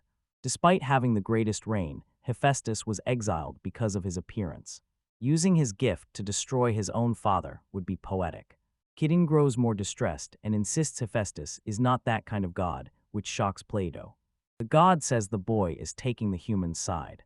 He says it's not like that, and believes Hephaestus did not give the gift to be used that way. Such a gift does not have to be used for that purpose. They all look at each other, confused by the boy's statement. He concludes that if he can resolve things by forging swords of blood, next he will repair them. The Lord believes he might forge a mystical weapon that could destroy the human race. As a result, the king can take a concubine, and a war between demons and humans can happen. Zedin watches him as he thinks about everything. The man rests his hand on the boy's shoulder. Startled, he told his friend not to worry because he will not permit a secret tool to be used to destroy the human race. Hayes is furious about the statement. Although the witches know the boy has a plan, the demon king says that with a true sword, he might be able to break the sacred barrier around the human castle Zeus created. The group believes the decision will be great because the barrier repelled the demons and could now catch them by surprise. On his knees, Zedin swears by the god of the underworld that he will dismantle the human political system. Everyone is happy to see the man make that decision. Hayes argues the royal family and the church keep their status as the superior authority, and that could change if the king manages to overthrow both. He has the power to dismantle humanity as a nation. Fafel the god says he believes some people think the children of Zeus will always have a plan. That's excellent. Persephone says that if they could at least eliminate the kings of the human race, even Zeus could not interfere. She passes something to Glacia. The girl tries to figure out what it is. The goddess explains this is Mother Earth's blessing, and it will allow her to marry. Though the demon king does not fully understand, he thanks her for her kindness. The woman says the sacred sword should be struck only once because 2 strikes will cause flowers to bloom. Hayes agrees and gives Kit a small gift to thank him for his help. The boy says he is not expecting any compensation, and it is a blessing that the land's harvest will improve. Both gods vanish into the sky. He looks at his hand and wonders if things are settled for now. Gathering the group, the boy says he will steel himself and prepare for the demon lord's departure. Hours later, he celebrates having restored the two sacred swords. People cheer and call it wonderful. He asks Deven for an update on the strategy meeting. The man says he has information from the elves. He wants you to enter the castle through the mountain because he believes this will minimize human casualties. Aster says she feels very fortunate to have met the Holy Lord. She will provide a report after the battle is won. Belina and the other servants summon Glacia and the king's wife. They tell the two to take anti-magic fabric because it will protect them from enemy attacks. Glacia grows furious and says she does not need anyone's protection. She will protect everyone. Plitty arrives and announces the meal is ready. Tenkatsu, a dish crowned by the Holy One, is served. Confused, Glacia decides to taste it to find out what it's like. Enchanted, she is told the white food is rice and that it goes perfectly with Takwen. At the table, the princess tells her husband she hopes the Demon King's war has been successful. A few days later, a castle comes into view. A man asks whether his servant still hasn't found Holy Kitten and what his search teams are doing. The young man says they are all incompetent. Meanwhile, someone else enters the room with bad news. He says he has urgent information from Broder. The Demon King is leading a large army to invade the country. The king is desperate and has no idea what to do. Men across the kingdom are worried, unsure why this is happening since they have provoked no one. The king orders the armies to march out, but no generals are available to lead them. They have gone to look for the Holy Kitten. The man orders more armies to be hired and declares the Demon King will never defeat his trump card, the Sacred Barrier. Glacier and Astra speak nearby, convinced they did a good job while Zedin distracts the humans. They resumed their mission and headed toward the castle. A bright light floods the surroundings. Together they broke the Sacred Barrier, protecting the site. Once more, the servants hurried to inform the Magist. Something terrible has happened, and the Sacred Barrier has been broken. Anxious, the man tells everyone to alert the church to put new protections in place, but they say it's impossible. Everyone is trying to find a solution, but they don't know how to restore the protective barrier. Ziggin enters the hall and declares he will end the conflict. He commands the Human King to come with him. The human kingdom was dismantled. The Demon King promised to keep everyone safe, except for the royal family and church officials. Momoko is lost in thought when someone asks her what is wrong. She wonders where the Holy Kid is. The protagonist says the Demon King is bringing peace to the world, but humans can't be destroyed and their armies can't be defeated. Entering the room, a girl calls for the Holy Sama. Gera here and she says they have finally finished what was requested long ago. The beer's ready. Vale appears and asks if she was called, while the young man apologizes, saying it's all quite confusing. Grinzel says the beer is like sake and asks the Lord to be the first to taste it. Note that the bottle was made by the elves. Examining the liquid, the man notes its beautiful amber color and the corals that will be served as well. Both Kidin and the drag now take a sip of the drink. They smile with delight as they taste the liquid. The Lord thanks God and declares it will be a great success. Overwhelmed, the girl begins to cry, and the young man doesn't understand why. She says she could never have done so much research in prison and calls him her savior. With the beer finished, the girl asks what will happen to her and whether she will be let go. In the play, the witch is portrayed as a thief. She yells, asking what she is doing with her husband. They will ask the princess to look closely. The girl is simply sleeping in the young man's arms. People say she got drunk while researching the beer. The Lord says he will serve the drink when the Demon King visits next. Everyone drinks the beverage and celebrates. Awake now, the roof of notice is that everyone is having fun. Vale says she prefers the drink without foam. The group is happy, clinking glasses, and clearly quite drunk. Intoxicated, the Lord says Plato is kind and strong, confessing his love to his wife. His words make her happy. People say beer is fine when consumed occasionally. In another scene, a house appears. The Holy Lord approaches Hephaestus and asks how he is doing. Grateful for the gift, he says it allows him to live well in this world and asks him to continue caring for the group. The protagonist says he has been here for some time and was summoned by the king of the human kingdom. And they met Pleiadi and extraordinary beings. You then built a house, cultivated fields, made new friends, and joined this group. The mermaids enabled the production of spices and luxury goods. Thanks to the elves' help, their craftsmanship improved. Kitten is confident the Demon King will be surprised when he returns. He's not sure the strategy was really good. The young man remembers how the day began. And any coal for the wolves to feed them. The devil approached the master and asked for something. The young woman said her dungeon was acting strangely and asked if the Lord knew why. Kitten is startled by the sound. Then he realizes the young woman's dungeon changes with each stage. They could efficiently grow a variety of crops. He quickly names the plan to turn Vale's mountain into a dungeon orchard.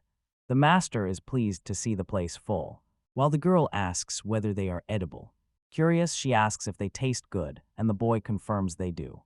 Kitten says that when the fruits arrive, the menu will grow and everyone can eat together. After harvesting and counting, they find they have the same amount for everyone. Vale is scolded ahead of time for being an idiot.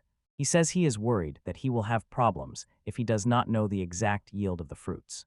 Because she lacks self-control, the girl says she cannot promise she is really as intelligent and different from the dogs there as she claims. Later, Vale was found in agony after eating an unripe persimmon without permission, and they explain that the fruit is bitter and must be prepared before eating. Kitten points out that some ingredients must be prepared before eating. While cooking, he realizes the Vale lets him make more dishes and wants to share them with everyone right away. The Demon King appears and apologizes for the trouble. Overjoyed, the boy asks how the man is doing. Realizing something is wrong, he asks how things went in the human kingdom. He sees the man is not alone and a girl is with him. A young woman asks whether the boy owns the farm and says she is Princess Gledislet. She says she will give him the honor of caring for her. He is taken aback. The girl orders them to gather. She asked the Demon King what was going on. The boy asks if the plan failed, seriously. He says it did not and explains that human politics after the king's death ruined the country, and concludes that because of the boy this is no longer a problem. Itanami Noria was about to ask whether the girl was someone important. She cuts him off before he can finish. The girl with strange hair shouts, asking what the protagonist is whispering in her presence and calling it insolent behavior. She tells them they are one of her farmers too.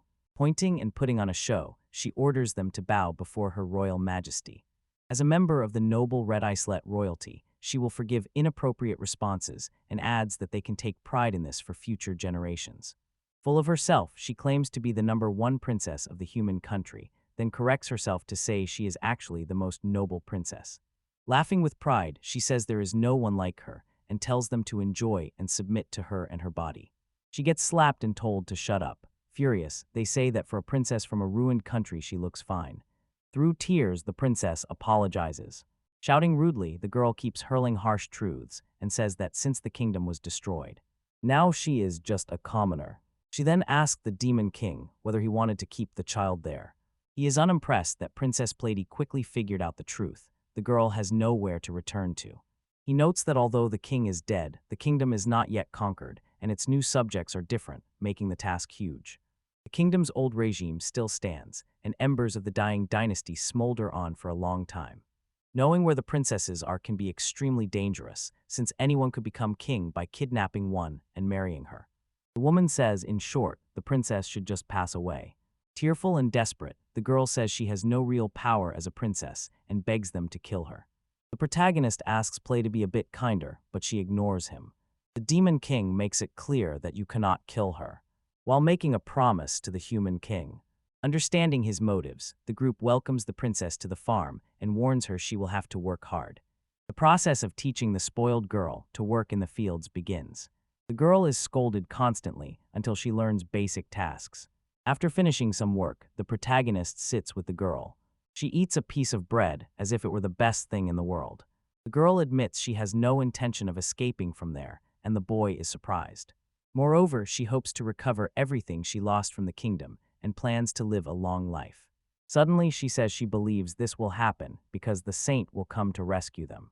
A woman then arrives to help the child with her clothes. After a while, she keeps working hard until her back aches, then she rests for a bit. Praying to the Heavenly Father, she sees him in the sky. Seeing the image in the sky, she realizes the Demon King was actually trying to speak to Hades directly. The protagonist wonders if it's okay to call on God so often, and the skeleton replies that this time he wanted to be called. God then says the undead were right to summon him in response to the oracle.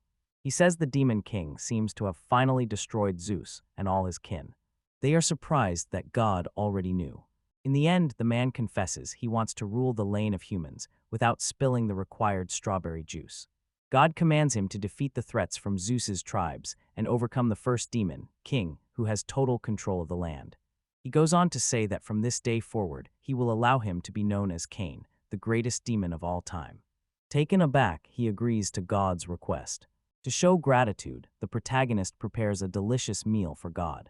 He likes it so much that he calls it divine, food that must be respected. Other gods arrive and marvel at the land. Planning a feast for the gods, they prepare it, and when it is ready, people celebrate it by eating and drinking. The superiors recognize the child as she arrives. She demands to know the state of humanity and asks about Zeus, the greatest of all. They laugh and call him selfish and arrogant, saying even his peers cannot summon him. She is stunned by the truth and runs off crying. They leave her alone for now. The gods regret sharing their secrets with the princess. People say she will have many problems ahead because the child is too arrogant. The boy says she is at least doing her best by working, and her motivation is the hope of finding kid in the sink. Also, none of them can afford to use anger. Protection encourages them. Under the gods' protection, the girl then asks whether Zeus, like the other gods, is also unaware of such things. They ignore her and continue serving the gods. In return, they receive rewards, and their land is blessed with a year of good harvest, abundant hunting, and the well-being of all. Thus the gods depart. They talk about what happened over the past few hours. From a distance, the girl yells that Zeus is an idiot. I wish him only misfortune. The main character arrives offering a kind gesture. Ask the little girl if she would like to get a feel for it while you show her where it goes. He promises her that everything she plans there will be hers, and she accepts eagerly. One day they were talking and realized the work was moving too fast. That seems strange. He recalls one day he was about to weed a field, but they hadn't even started. One side had already been cleared, and there were new plants as well. They asked everyone if anyone had done it. No one had, and the girl hadn't seen anyone there either since she wasn't working in that area at the time. This left a mystery about who had cut the weeds.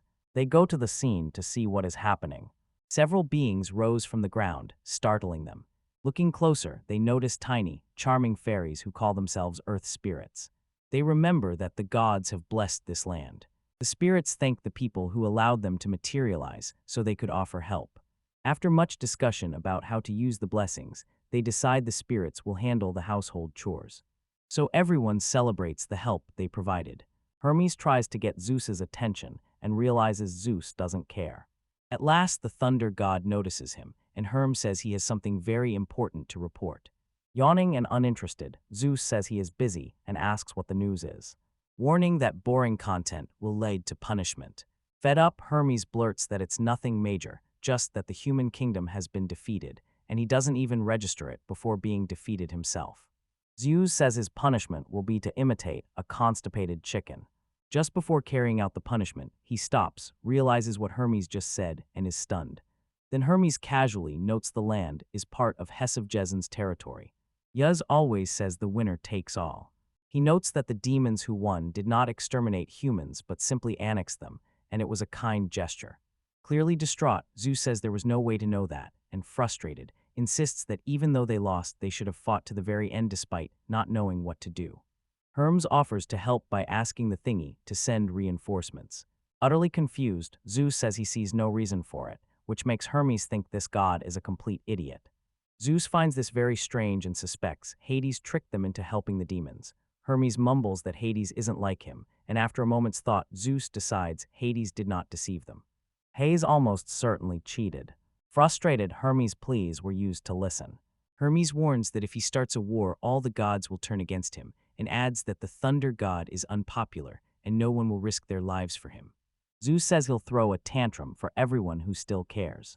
Hermes wants to know why the humans lost to the demons. Deep down, he knows it all happened because a visitor came from another world.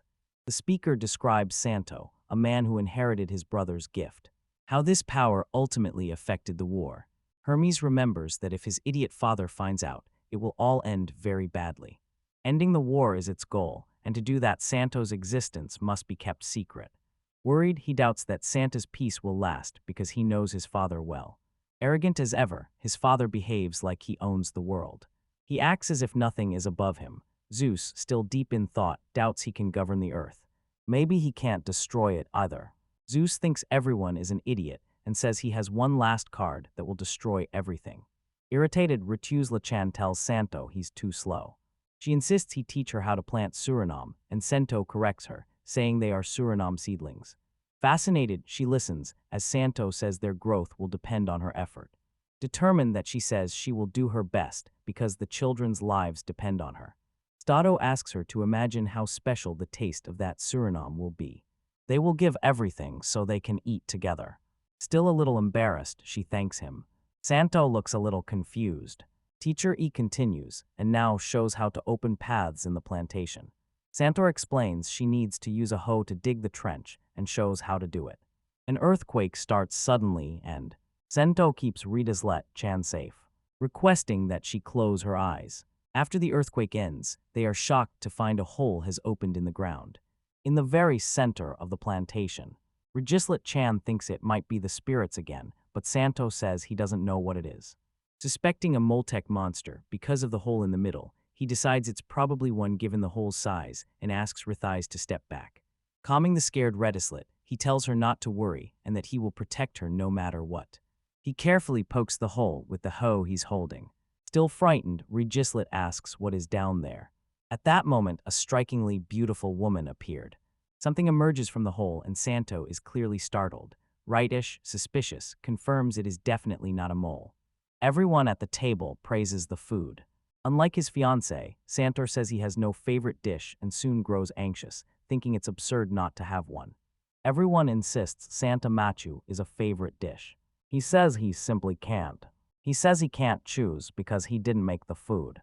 I'm asked whether, when you can't decide, you say it's because of a lack of ingredients. Plady reassures him that the team can prepare anything.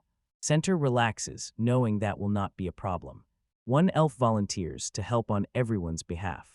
Elf Gararufo offers to help, saying she needs a container to ferment soybeans because they are making a cake. Steven, it turns out her real plan is to brew beer. Everyone teams up to make the master Sento's favorite dish and keeps praising the results. Everyone prepares to taste Sando's favorite food, feeling eager. It was Wellman's turn to bring the dish. They grimace and say it smells terrible, almost like it's rotten. Santor doesn't mind, but when he approaches, the others begin to run away. Panicked, he runs from the food and breaks into tears, fiercely defending the dish as if it were the key to immortality. A man steps forward and tells Santo he must taste the food out of duty, even if it is poisoned. Two tasters sample the dish, while everyone watches tensely for their reactions. Both unexpectedly enjoy the food. One says it cured his back pain, and the other says his bruise disappeared. Soon after, Gerarufa calls for Santo. She also tried the fume and loved it. She says she feels much healthier now. Everyone gathers to praise the food they now call Bacteria Santo. Surprise is at a loss for words. Platyfish smiles nervously and says that despite all the praise, she still can't eat that dish. Santo and Rituz exchange glances as they try to decide if this is a giant mole or maybe even a dragon. A warning starts reciting strange identification phrases and reboot commands. Rachel Slett can hardly believe she said that. She mentions syncing with the outside world, and that years passed while she was dormant. Santo, impatient, says she talks too much. The person who mentioned loss of function. Her wings stopped flapping, and she fell to the ground. Santa steps closer, studies her, and wonders if she is still alive because she shows no sign of breathing. Just then Kubo-san appears and calls for Santo. But he says it's a terrible time. Back at home, Gerarufa studies the woman closely, but says she has no idea what she is. People begin to wonder if she is human, a mermaid, or even a demon. Garufa agrees, and this is a good place to begin the investigation. Gerarufa says she will need nutrients to help her body regain strength. One of them remembers Santo's favorite food, which has healing properties, so they decide she must eat it despite its awful taste. After she is given food, everyone hopes she will get better. The woman suddenly sits up and stands, startling everyone. The woman begins talking about restoring herself and says that memory recovery has failed. Crouching, she moves closer to Santo. She recognized him as the one who saved her. She claims to be a lamina created by the will of the heavens and says Santo is now her master. Sento can't understand how she could be an angel. She asks him to give her his first order. Lenina says she can wipe out all his enemies, but Santo tells her to stop talking like that. Santo asks Sturdy to answer his questions. He asks what race she comes from, but Lanina has lost her memory and doesn't know. Pletty says if she has no memory, they cannot help. He decides to call the sensei. Santa tells the sensei she seems like an angel. The sensei replies that in his entire life, he has never heard of angels. Sensei says one last way remains to discover what this woman really is, and he decides to call on the gods. Zeus appears with a curious smile and asks whether there is anything good to eat. Wasting no time, Santo says he has only one question. Impatient, Zeus warns that a boring question will be met with punishment. When asked whether the woman is an angel, the god panics and says that cannot be because they annihilated them all. According to him, Santa was right to call him because that woman is a vanguard and a destroyer of Earth. He says these angels were his masterpieces, and there were originally 10. They used that power to invade Earth, evaporate the oceans, and destroy all life. Santa cannot understand why anyone would want to destroy what they are trying to conquer. Zeus said the only solution was to use the first dragon to destroy them all. Zeus and Poseidon rose to the heavens, but Zeus refused to give up the earth and was determined to rule it. It might have been the time between the defeat of the human race and the rise of the demon race. Play and ask what will happen to that woman now. Zeus says she cannot stay free, but the woman replies that her mission is to protect the seventh angel. Many people are confused and unsure if this means the seventh angel could be erased. Santa was still looking for a solution and asked if there was any other way to destroy her. He says she seems to be a good person. Zeus warns in a serious voice that she has no emotions. That makes you even more dangerous. Lenina calls Santo and admits she is truly dangerous and a threat to the world. She argues self-destruction would be a good way to avoid chaos. Looking at Santo, she says in a serious voice that if he wants her to, she can self-destruct. At that moment, Ricuslet rushes to Lamina and says that deep down, she can change her life and become a good person. Santo wants to console Ricuslet and gain a clearer understanding of the situation. Asks Zeus whether he can entrust the angel to him. Before he can refuse, Santo offers him a new kitchen.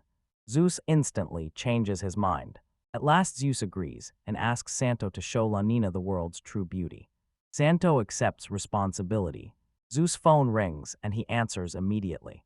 Santo speaks in a monotone, clearly bored, waiting for Zeus to finish the conversation. Zia says goodbye and will eagerly await the new kitchen. Lenina turns to her master and asks what will happen now. Smiling, Santa says she will live there now with the others. Regislet's eyes light up as she says that now Lamina will be like a little sister and they will work together. Lenina asks Santa what elixir transformed her from scrap into something functional. Santa replies that it was not. If Lenina does not consume that irregularly, she will eventually become scrap again.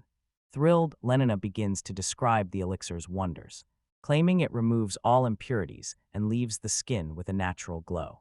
Declaring Nado the world's most powerful elixir, she asks Santo to let her protect it.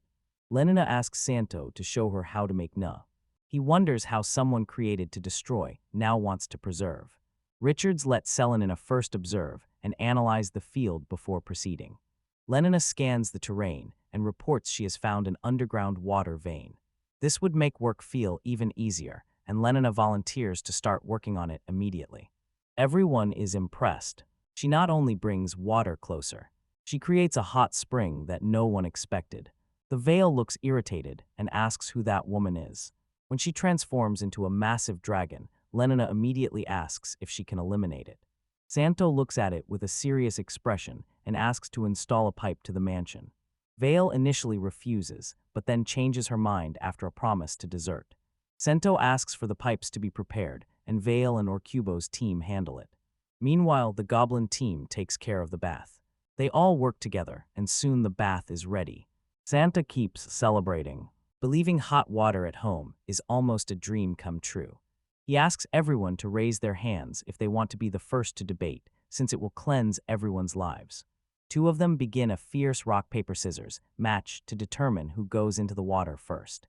Rituzlet argues she should go first because she provided her land so the whole thing could happen. Bale complains the group just keeps getting bigger. William says she dislikes Lenina and senses something dangerous in her. Santo asks if an angel did not annihilate Vale's ancestors. Turning to Lamina, Vale challenges her to a fight. Lenina refuses the challenge, saying that although she was made for destruction, now reborn, she has a new purpose. Lenina announces she is now an angel devoted to protecting NATO, warning everyone not to let Lenina come near her.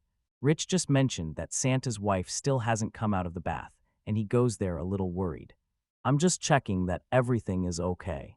When they arrive, they find Plady in the bathtub, gently caressing herself and seeming completely relaxed. Everyone feels embarrassed, and Santo immediately covers his eyes. At the back of the faith, contact us and tell schools that Santo says the back has turned into chaos. Thank you, we'll be right back. Santo is confused and can't see how this became a problem. Santo asks Vale and Hulse to work together by phone. Linear and Vale. Reluctantly, I agree. Vale naturally asks for more food in return. Soon everyone joins in to help. Glady adds that the back should be savored slowly. Don't rush, Santo organizes the tasks. Stevens McClose, blacksmiths who handle baskets. Goblins tend the fields and spirits keep the house clean. The ILF team handles the pipes. As Santo and the orcs start building the giant bathhouse, the whole village is building the super public bath, and because it will be an important place, it must be built in a remote, sturdy location. The warrior notes there is a lot of underground water in their area. The master notices the location has an ocean view. Now it's perfect. The whole thing is starting to look more like a grand spa. Vale begins to remember that the area below them is near the dungeon where the previous corpse was found. This wastes a large amount of space. They must not let anything happen to the sensei's dungeon. A skeleton suddenly appears beside them and says he's sure of something. Dungeons form when connective mana becomes stagnant, so the cave isn't exactly underground. Even if they dig deep, they won't find the place, and apparently Vale wasn't trying to say that. She wants confirmation that it's okay to build on land that might belong to the sensei. He personally confirms it's fine. The protagonist tells the man he's free to visit them anytime after everything is finished. Since this issue is resolved, I need to finish the remaining tasks. After becoming a dragon, the girl must retrieve the installation they built at home and bring it there. The boy decides he will fix everything himself while she is away. He listed powerful deeds. Using all his strength, he drives it into the ground. Then the earth cracks violently beneath the protagonist's force. They now have a suitable plot to start construction. The OR team will begin by preparing the foundation and the pipes. The elves will handle the plastering when Vale returns. Finally, the goblins must do their best work. Eventually, the grand bathhouse stood directly in front of the boy. After I asked about this strange structure, the protagonist prepares for the final step. He summons Horkuston, and she confirms the designated area. Then the woman starts to fly. She looks ready to start drilling, and Master grows nervous, afraid his friend might fire something. Lifting her hand, the elf focuses her magic. Drawing on her strength, she uttered a few magic words. She wants to fuse two blades, one that slays dragons and one that slays gods, into a single weapon. Everything here will be used to drill into the ground. The girl will use the drill. Her earlier words are far more concerning than that. Suddenly, the hole she drilled starts to slowly shrink. Suddenly, it bursts into a fountain of water. At last, the bath is finished, and the water is now in use. Sensei praises the facility as the boys use one of the tubs. He even feels the hot water revitalizing his body. Everyone else seems satisfied. Through the wall, they can also hear the girls in the bath. The dragon girl is thrilled about it. Another girl offers to teach him how bath etiquette works since it's his first time on tour. The girl driving jumps straight into the pool, splashing water on the others. By not washing up first, the girl irritates her friends. They are enjoying swimming in the water. The protagonist questions whether that is really okay. One girl couldn't resist and changed back into her mermaid form. Now she looks like a boiled fish in the water. It's good they have humanization potions there. In reality, many of them should be doing this since they are supposed to be serving penal sentences. The others remember it clearly, but it's still very hard to return to their original forms. They likely don't want to return to their old way of life. They now want to continue fulfilling their duties. They thank Princess Plady for her kindness. Now she thinks about the elves and worries that life there could harm elven pride. The elves enjoy being there, despite someone else now upholding their elven pride. For example, when the Lord Saint wanted to protect the forest and use his own cypress for building, he taught the creatures to survive by cooperating and living alongside other species. The princess says she also needs to learn more here, especially from her sister Holly. The princess seems sincere. Bats really do have that mysterious power. Nobody expected the girls to enjoy bathing together so much. The protagonist hears someone shouting, warning the young dragon girl to stop swimming there. I'm very glad they built this bathhouse. Just as he is about to leave, something surprises the young man. Another man is in the pool. Sensei asks if something's wrong. An elf hands him a bucket of water so he can see his reflection. Refreshed by the bath, the old man remembers how he looked in his youth. Farron, the protagonist, now owns a bathhouse and feels relaxed about it. One of his grills notices the yukatas look really nice. It was a joint effort by the goblin and demon teams. Elves and orcs built a path to the house. Now the farm is perfect, but the boy says something was missing when they finished building. Only the milk was missing. He was really looking forward to a bottle after his bath, and it could be a great addition to his cooking repertoire. It would create opportunities for making pastries, cheese, and butter. The protagonist asks the girls if they know where to buy milk. They realized they needed to get their hands on a source. Some creatures in this world produce milk, but it must be the finest, so they ask the dragon girl to provide it. Dragon milk is widely regarded as the best in the world. The girl has no place to store it, and she confirms she cannot produce anything. Still, the little one manages to get some with her own hands. Turning into a dragon, she searches for the best milk there is. 6 days later, she comes back. Rushing on the farm, her master asks what she did and admits he was worried. They brought a young girl to the farm. This creature can produce the ingredient. Now Vale wants a compliment for being found in a tasty recipe too. The boy punches his dragon's leg and calls her an idiot. Confused, the monster girl doesn't understand and falls backward. Her master refused to let his desire lead to a kidnapping. Still, the girl tries to explain. She reveals she was saved, and that's why she wanted to help as a form of payment. An elf says the girl is a sadder type of theory and throat. These communities are in alpine areas surrounded by rocks, so humans cannot enter. A dragon attacked the community where the new farm girl lived. Vale insists she didn't do it. Another monster stood before her and seemed to be after the village's treasure. Their motive was the same as when they searched for the holy sword, Maldrishwartz. One of the dragon father's tests. That means the person who attacked the village is a relative of the dragon girl. The protagonist then asks if the village is safe, since these creatures are among the worst calamities in the world.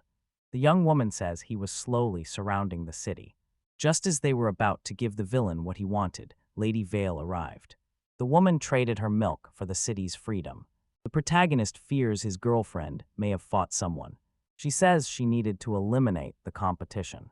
Besides, that man had an unworthy appearance and did not deserve to be emperor. The new girl imagines how painful it must be to fix people's misbehavior. They will save them when they are near death.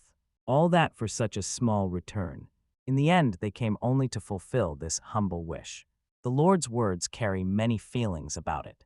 She introduces herself as Panu and knows he owns the farm. The boy asks if she will really feed them, and Panu shows her full storage. The elves guarantee they will handle it and do not expect milk of that quality. Bell Run says this ingredient is top quality and very tasty.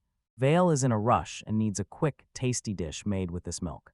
The boy apologizes for having doubted the dragon earlier, but she tells him to return it first. Next, they will process the milk. All the creatures organize to begin production. You get beautiful fresh bottles of milk. The girls immediately start drinking it. Vale nearly bursts with joy and realizes it's the perfect combination after a hot bath. Lord Saint thanks his gruel for enriching their diet, but thinks they might need more of the species. Benny wants to know if there are more of this species. It can produce food, and the girl confirms. Her village sells milk and trades with other races in several ways. The protagonist realizes their entire race barters too. The little girl's favorite bread and pizza will get even better. When asked if she really wants to eat these delicacies, Bale becomes emotional and her master makes a request. He wants the products delivered to the sadder village. Pandu's village is likely in crisis now because they are struggling to manage food supplies. Vale suddenly realizes she must restore Panda's village. Lord Saint says he needs her milk. In return, they will send her farm products, and the driving gruel will act as her bodyguard. Deeply moved, the milk girl says she cannot fully express her gratitude to him. Vale reminds her that everyone expects her to cooperate. The protagonist celebrates all the delicious things they can make with the milk. The Dryden girl doesn't fully understand the names of the ingredients.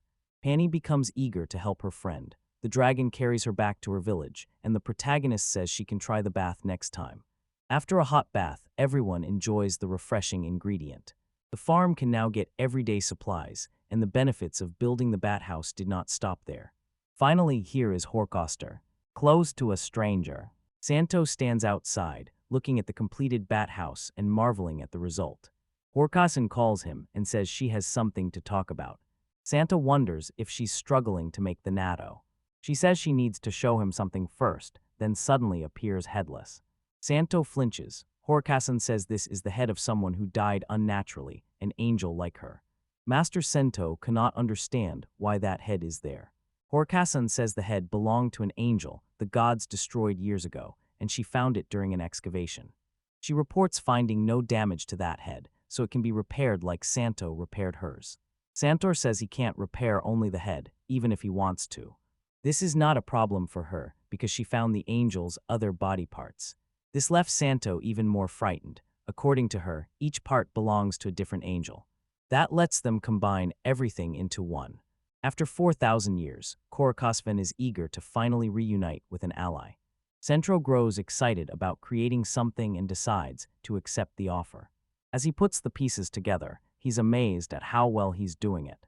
Until he finally finishes it.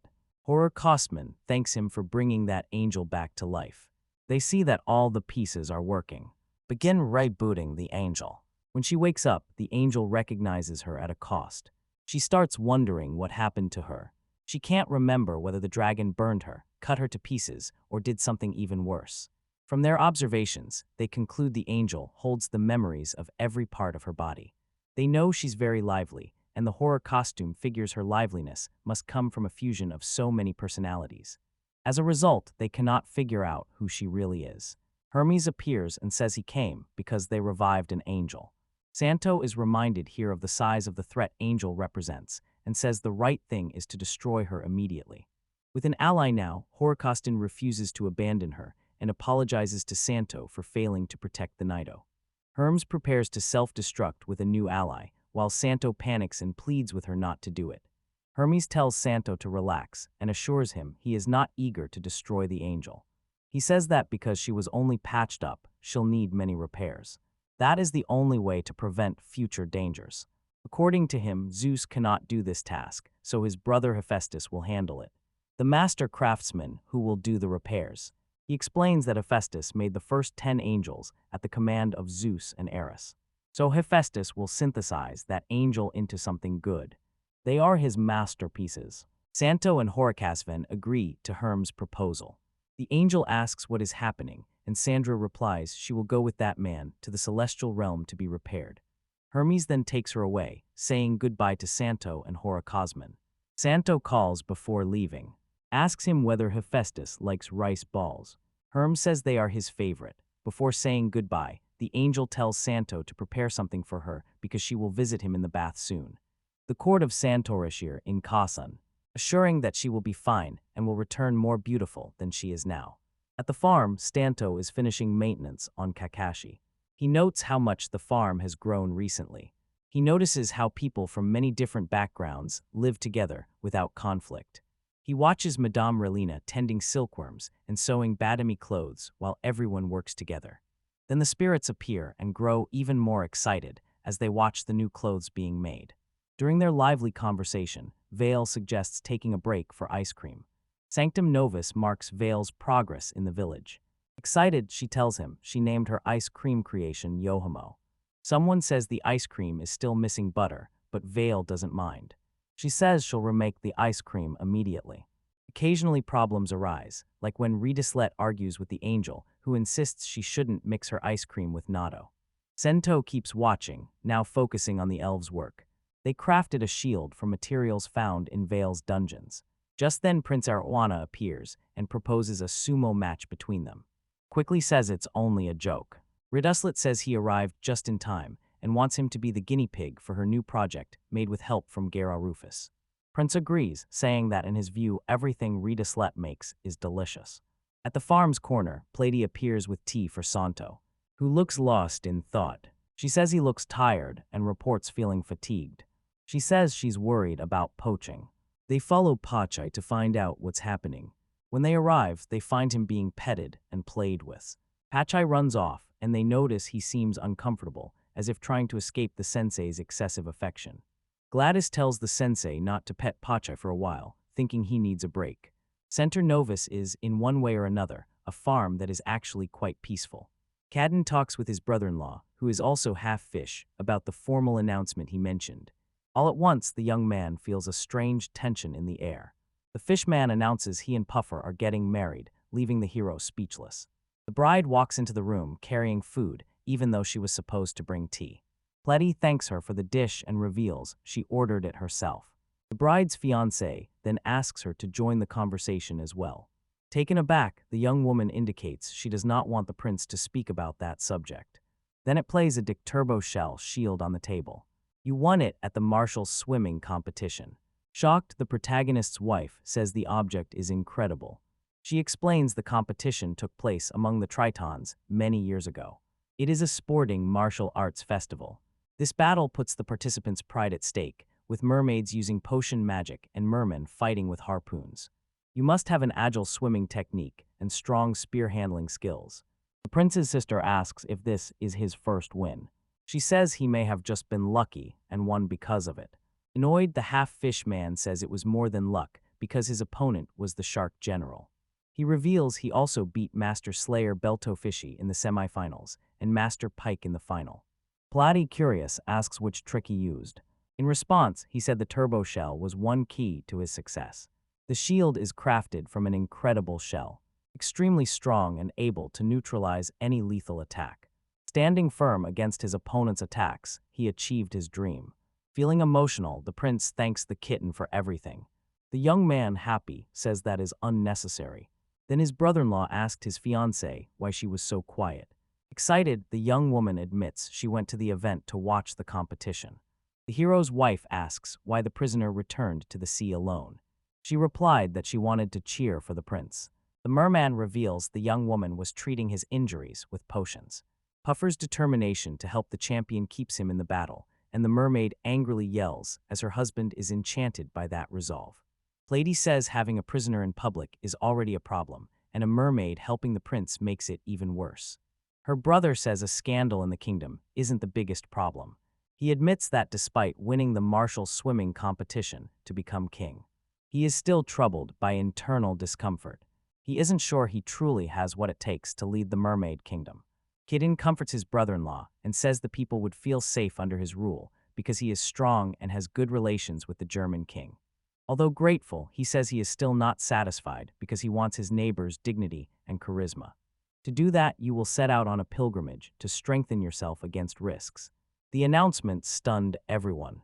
Shouting, his fiancée says she wants to go too, while his sister asks what the blue object is. Angrily, she says they need him to get composition tools. Still, the man says he has already arranged a substitute. Tears in her eyes, Puffer insists on going with him. But her fiancé says he needs her to run the farm. He promises to broaden his horizons and improve his practical skills for his kingdom. She only needs to be patient until he returns as a man fit to be king of the mermaids. His sister, watching the conversation, asks if the prisoner will become her sister-in-law in the future. After a few days, the time comes for the prince to begin his journey. A kid gives a weapon to his brother-in-law, calling it a lucky charm. Smiling, he thanks him, but says the weapon has a strange shape. The hero then asks him to let an orc come along, since it's important to travel with someone. The prince accepts the request and asks his traveling companion's name. Norio says it's Haka. The creature smiles and says he is eager to travel with a fishman. Puffer shows up and she presents a necklace to her beloved. She asked him to keep it on him at all times as if it were her. With a smile, he says he will wear it around his neck, then sets off on his journey. Lady teases her sister-in-law by asking if she will miss the prince. The young woman replies that long-distance relationships do exist. It turns out the gift she gave him is a portable waypoint crystal pendant. This lets her teleport to her beloved's location. Then he threw something on the ground. She says goodbye and disappears. Everyone stares in disbelief at what they just saw. Teleportation was originally a spell of the demon race. The girl must have poured her alchemy into the mermaid's medicinal magic, and the hero's wife, intrigued, says this is the power of a remarkable imprisoned witch, while the husband smiles and adds that it is also the power of love. Another young demon asks how a mermaid mastered the teleportation spell. Meanwhile, Selena holds back because it's the same spell she worked so hard to master to join the elite. Puffer appears out of nowhere, and the Dew asks whether she found the prince. She smiles and says yes. She reveals that her beloved is visiting the demon castle, so she returned to change clothes. Two demons hear this and say the young woman is putting the spell to good use. Kitten enters and calls Bade Me into the dressing room to show her something. Inside, the hero eagerly shows a sewing machine. The device has a metal manipedal and sews clothing efficiently. This helps the creature do her job better. The hero demonstrates by starting to thread the needle. Then he put his foot on the pedal. He begins sewing while the two on watch stand stunned. When the young women hold the fabric, they realize the machine actually works. Pleased with his work, the young man asks whether they liked it. Bade Me, impressed, says that with this, no one will have to worry about mastering hand sewing anymore. Testing the gift, she notes the stitches are so precise that uniforms can be produced in large quantities. Now she reveals she wants to design unique, creative clothing. She then asks her lord to let her lock herself in the sewing room. She wants to put an idea into practice. Several days later, she unveils armor made from tan monster leather. Impressed, the elf in the outfit says it is lightweight and offers remarkable defense and mobility. The seamstress is excited and says she also made outfits for Workout's team. The highlight is a glove held by one of the mermaids. By casting a spell, the creature shows what the object can do. Now you can integrate a mechanism into the gauntlet that emits explosive flame magic. The creator of the pieces is very happy, says she hasn't felt this way in a long time, and thanks her lord for the tool. Puffer appears without warning and says she has big news. Cheerful Lady Astros. The Dew of Demons greets the woman and says it has been a long time since they last saw her. Bade Me begins talking about her latest creations. The woman explains that her lord gave her a magnificent device for making clothes and asks her to make pieces for her as well. The teleporting mermaid tells everyone that the visitor is pregnant. Her mouth open as she walks, everyone congratulates her and asks if she's okay. She says she is in a stable period, but as her belly grows, she needs more suitable clothes. Next, she asks if the seamstress can make maternity dresses for her. Startled, the young woman says it would be an honor, also offering to make baby clothes. She wants to repay the debt she owes from when the woman employed her as an assistant. Struz says she has always admired her for giving up her dream of running a clothing shop in the capital to take care of her. Cadden joins in and says he had an idea, inquiring about selling Batman's clothes in the demon capital. Recognizing the young woman's special talent for fashion, the woman agrees it will be a success. All she needs to do is give her the buyer contacts in the castle. This lets the girl keep her existence secret. Feeling inadequate, the demon girl says she doesn't know if her work will be truly appreciated. Selena takes her hand and asks her not to give up this time. The young woman always cheered her up when she felt down, and now it's her turn to return the favor. Satisfied, the young seamstress promises to do her best with all her heart and soul. Happy players in Puffer say they want to close too. Baby says that, given Lady Astra's situation, they might need several outfits in the future. To spare the young woman from too much work, her lord orders everyone to learn to use the sewing machine. A summoner is required to expand the cotton fields and the silkworm farm and to introduce new systems, recommending Selena be put in charge of operating the spinning machines. Her psychokinesis makes everything easier. The next day, the young hero sees the satisfying result of his cleaning. His wife comes in carrying rice cakes filled with spicy cod roe. Her husband tastes them and says the filling is unusual, revealing she had thought of offering the cakes to Hephaestus. Someone shared the know-how to build the sewing machine, so a quick project to teach how to make the tool began. Play Curious asks what kind of relationship he has with the gods. The young man says nothing and places the fool on the altar. He thanks God for everything, high in the heavens, Hephaestus eats rice cakes and says he is the one who is grateful. Hermes appears and apologizes for interrupting the meal. Hephaestus explains that the food came from a mortal to whom he had given a gift. His brother, confused, asks how that other matter is going. Not recalling, Hephaestus asks what he means. The young god says the angel must adjust because the angel brought more burdens. After learning, the task was already completed. Hephaestus is surprised that building a temple takes time. With a smile, his brother says that what he built is not a mere temple, but an eternal labyrinth of adamantine blackthorn. It reveals the angel the young man left in his care is also ready because the angel was excited about this task. Elsewhere, Hephaestus explains he gave Nay new weapons designed for ease of use rather than destructive power. Then press the button. He readies his creation to activate and releases high-dimensional mana. Rising, she opens her eyes as Hermes watches everything. The creature complains that she doesn't like waking to find two dark gods so close. The creator smiles and says he did not change her cognitive circuits. His brother asks why, and Hephaestus replies that destiny lives in a person's character and it is not their place to change it. The young angel's conflicting traits will come together and shape a personality of her own. The god of wisdom says he will guide her, but the angel replies that now she has been revived, she intends to act on her own. He also asks him not to stay too close. Irritated, Herm says she will need special education. Now that he can return this careless child to the saint of the earth, he must teach her basic manners. Hephaestus lets him take his creation. The angel refuses to leave. He uses his brainbuster-style vertical heaven drop technique. The wise god hurls her down to earth. On his expedition, Erwin says that by visiting the Demon King's palace, they finally established something for the vast, infinite world. Smiling, Puffer remembers when the Demon King praised her.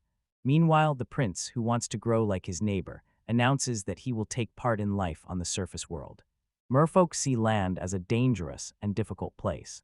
His companion agrees and says he can't imagine such major difficulties arising out of nowhere. An explosion erupts in front of the trio. Rising from the ground, Hermes greets everyone. He is also the god of wisdom and knowledge. The young man says he has a request for the prince. Presenting Hephaestus's creation, he insists she accompany him on his journey. Curious, the prince asks who the girl is. Explaining that God says she is an angel reactivated for the first time in 4,000 years. A relative of a Horkostian living with the saint, with refined destructive powers. She needs to mature mentally. York asks what she can do, and God answers that she can destroy the world. The prince reflects that raising someone is not simple. She would be essential to his pilgrimage. Then they accepted the task because the angel was on board. This journey will be more productive. Feeling happy, Hermes decides to give the unique creature a new name. This person will now be known as Summer Cufin. Irawana says the name fits his journey perfectly and introduces the other members of the group.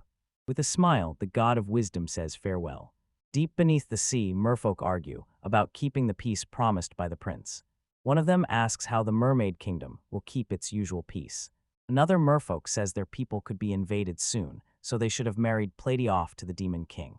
He wondered how one of the nobles could have opposed the plan. He says that if they had been married, they would have had many more problems.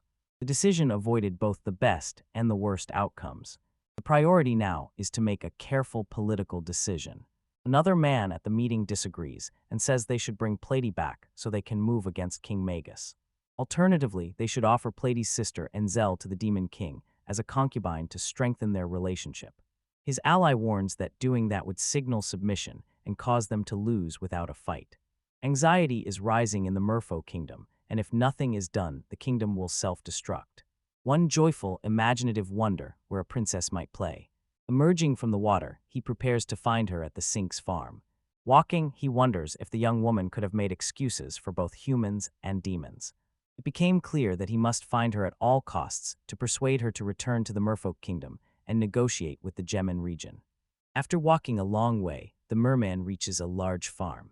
Then he asked the farmer if it was the same farm. The man asks if he needs anything. The young man says he wants to meet the owner, and the worker says he will call the owner. After hearing the call, Cadden asked the Demon King what had happened and who wanted to see him. Surprising the merman, who did not know he was the king of creatures. The hero, happy, says he must be King Irawana's envoy. I thanked him for coming, but he said his name was Hendra. Norio then says he'll take him to his wife, while expressing thanks to the Demon King for his service. Lady greets the guests and asks him to put the preparation tools in a corner. While baying, the merman says the Merfolk Kingdom is going through a difficult time. With the human kingdom destroyed, it was no surprise the demons would attack them next. They need the princess to return home to help. They then ask Maddie if the story was true. The Demon King says they have no reason to attack the kingdom, arguing that the human race's conflict is purely defensive because the other side attacked first, so retaliation is justified as an eye for an eye, a tooth for a tooth. Lady reassures Hendra he can go without worry, but the man asks what that king is doing at the farm. The young woman explains the place is welcoming, then reveals the princess of the destroyed human kingdom, who is there as well. Kidding says Madhu and Prince Arwana are getting along too. That shocked the merman even more. The Demon King says they were friends, and just the other day the prince visited his home and met everyone who lived there. When the prince takes the throne of the Merry Kingdom, this will create a 100-year friendship with the Demon Kingdom. The Demon King apologizes and says he did not intend to cause anxiety in the Merfolk Kingdom. It was something you couldn't talk about, since before Prince Erdogan became king. Wanting to cleanse the old system, he thought it through. Hendra understands why some things weren't revealed. Otherwise, many people would be humiliated. The prince plans to hide the rebels so he can eliminate them. With a smile, the merman says he has no doubts left and keeps the conversation to himself. He will act as a mediator. Plady thanks him. Kidding invites him to stay and have something to eat. His wife comments while he eats. He can tell the other mermaids about life back home. Surprised, the young man asks whether other mermaids live there. The youngster confirms and summons Puffer, Gararufa, and Rampu. Only one shows up, and Plato says the other must have gone out while she is absorbed in her research. But the merman already knows that merman, who arrived confusing the others. Hendra then shouts that she is the guard who kicked him during his audience. Meanwhile, the young woman says he cursed the princess. He then ordered him to leave immediately. The questions shocked the trio. Should do to end the argument. With her fists clenched, the mermaid asks the princess for permission to teach the man in front of her a lesson. The man says she should be serving time at dungeon, not living on that farm. Akira steps between them and asks them to calm down so his wife can explain why the young woman is not under arrest. Thinking back, Clady asks her husband if he remembers how Rampo ended up there. The young man replies that she hit a noble and asks why the prince sent Kendra in his place. The princess admits she partly understands why her brother did that. As a former elite of the royal guard, the mermaid is the most decent and sensible of all the prisoners sent there. If Hendra acts to clear the young woman's only incident, that will be enough. Kitten says if the mermaid apologizes and the merman accepts, all her sins will be wiped clean and she can return to her guard post. However, the prisoner refuses to endure such humiliation, especially for someone who insulted the princess. He said he had no sense of honor and would not be getting married anywhere. Plato smiles, says he was right, and asks Hendra how he reached that conclusion. He says the words simply slipped out. Rampu says angrily she was right and the young man should apologize, not her. Refusing, the merman says he cannot do that. As a debater, he must speak for justice, even when he makes mistakes. To keep his words from losing power, he will not take them back, even if others try to force him with brute strength. Charging forward, the mermaid says she will silence him with her fists so he cannot speak again. Hendra asks whether she will use violence again, but she says she is the hammer of justice. She must punish anyone who disrespects the royal family. Desperate, the hero asks his wife what to do, but he playfully agrees they should duel. While everyone is watching, the mermaid says she will only take part in the martial arts competition and signals the start. Kendra and Rampu attack each other with their spears. A flurry of strikes nearly hits the mermaid, but dodges it skillfully. Her opponent says she's not bad. Meanwhile, she says the same about him. Impressed, the hero says the two really match each other. Beside him, the Demon King says he expected the merman to give up, but the merman is unexpectedly holding his ground. The princess says Hendra was born into a noble military family. The Demon King asks why she then let the duel happen. With a smile, the young woman says she wants the children who work for her to have free, happy lives. Taking the opportunity was necessary, since it might prompt Rampuil to resolve her impasse with Kendra. Smiling, her husband says the merman was wrong about her. He refocuses on the battle. During the confrontation, the guard thinks her opponent struggled on land, but he has already adapted a lot. Feeling an emotion other than anger or excitement, Hendra pressed for an explanation of how this was possible, since his training partner was the martial arts instructor Sama. He admired the young woman's fighting style. Dropping his spear, he kneels and asks her to marry him. Everyone is stunned as Plady says she no longer understands anything. Later, Hendry confesses his love to his beloved. As the mermaid speaks, her heart burns with so many beautiful words. Puffer notes she only stepped out for a moment, and the young woman was already useless. Kate then asks if it's acceptable for her to never return to work.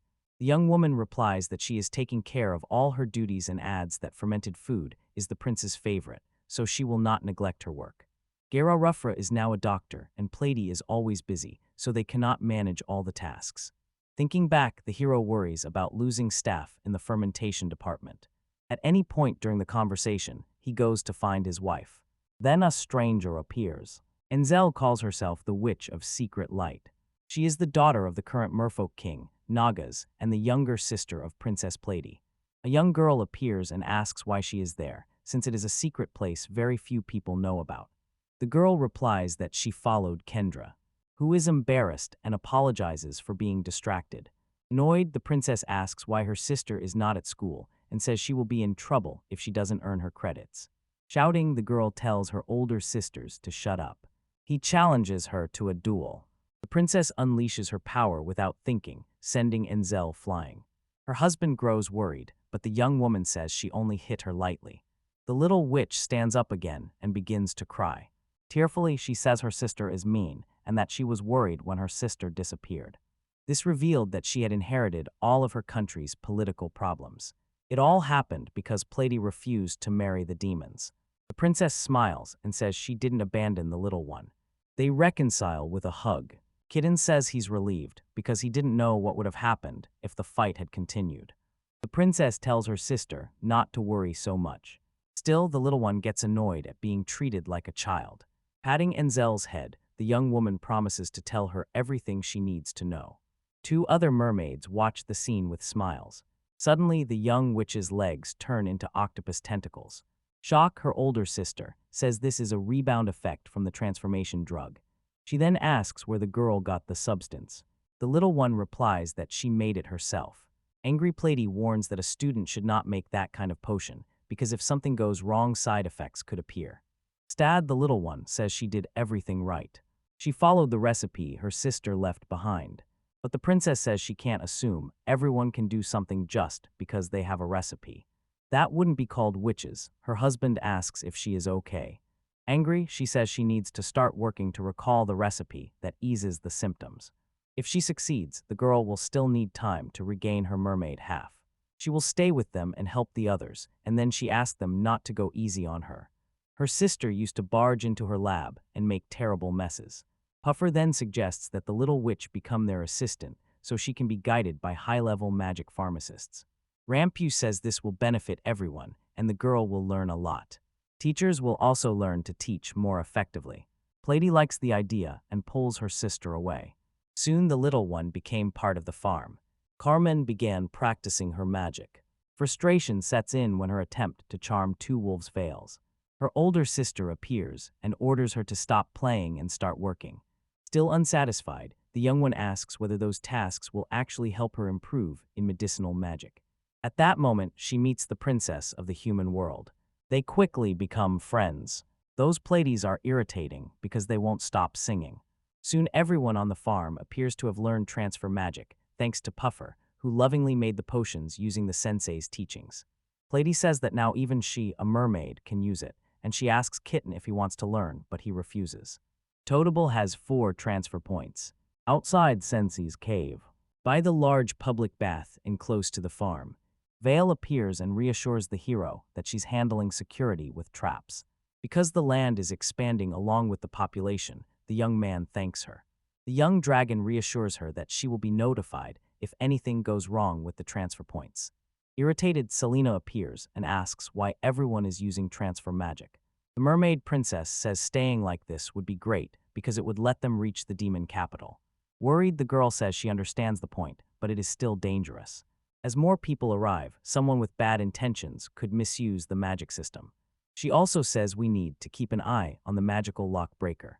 The hero is confused. She explains that an illegal magician analyzes and disables codes made by magic, proposing an idea to reinforce security.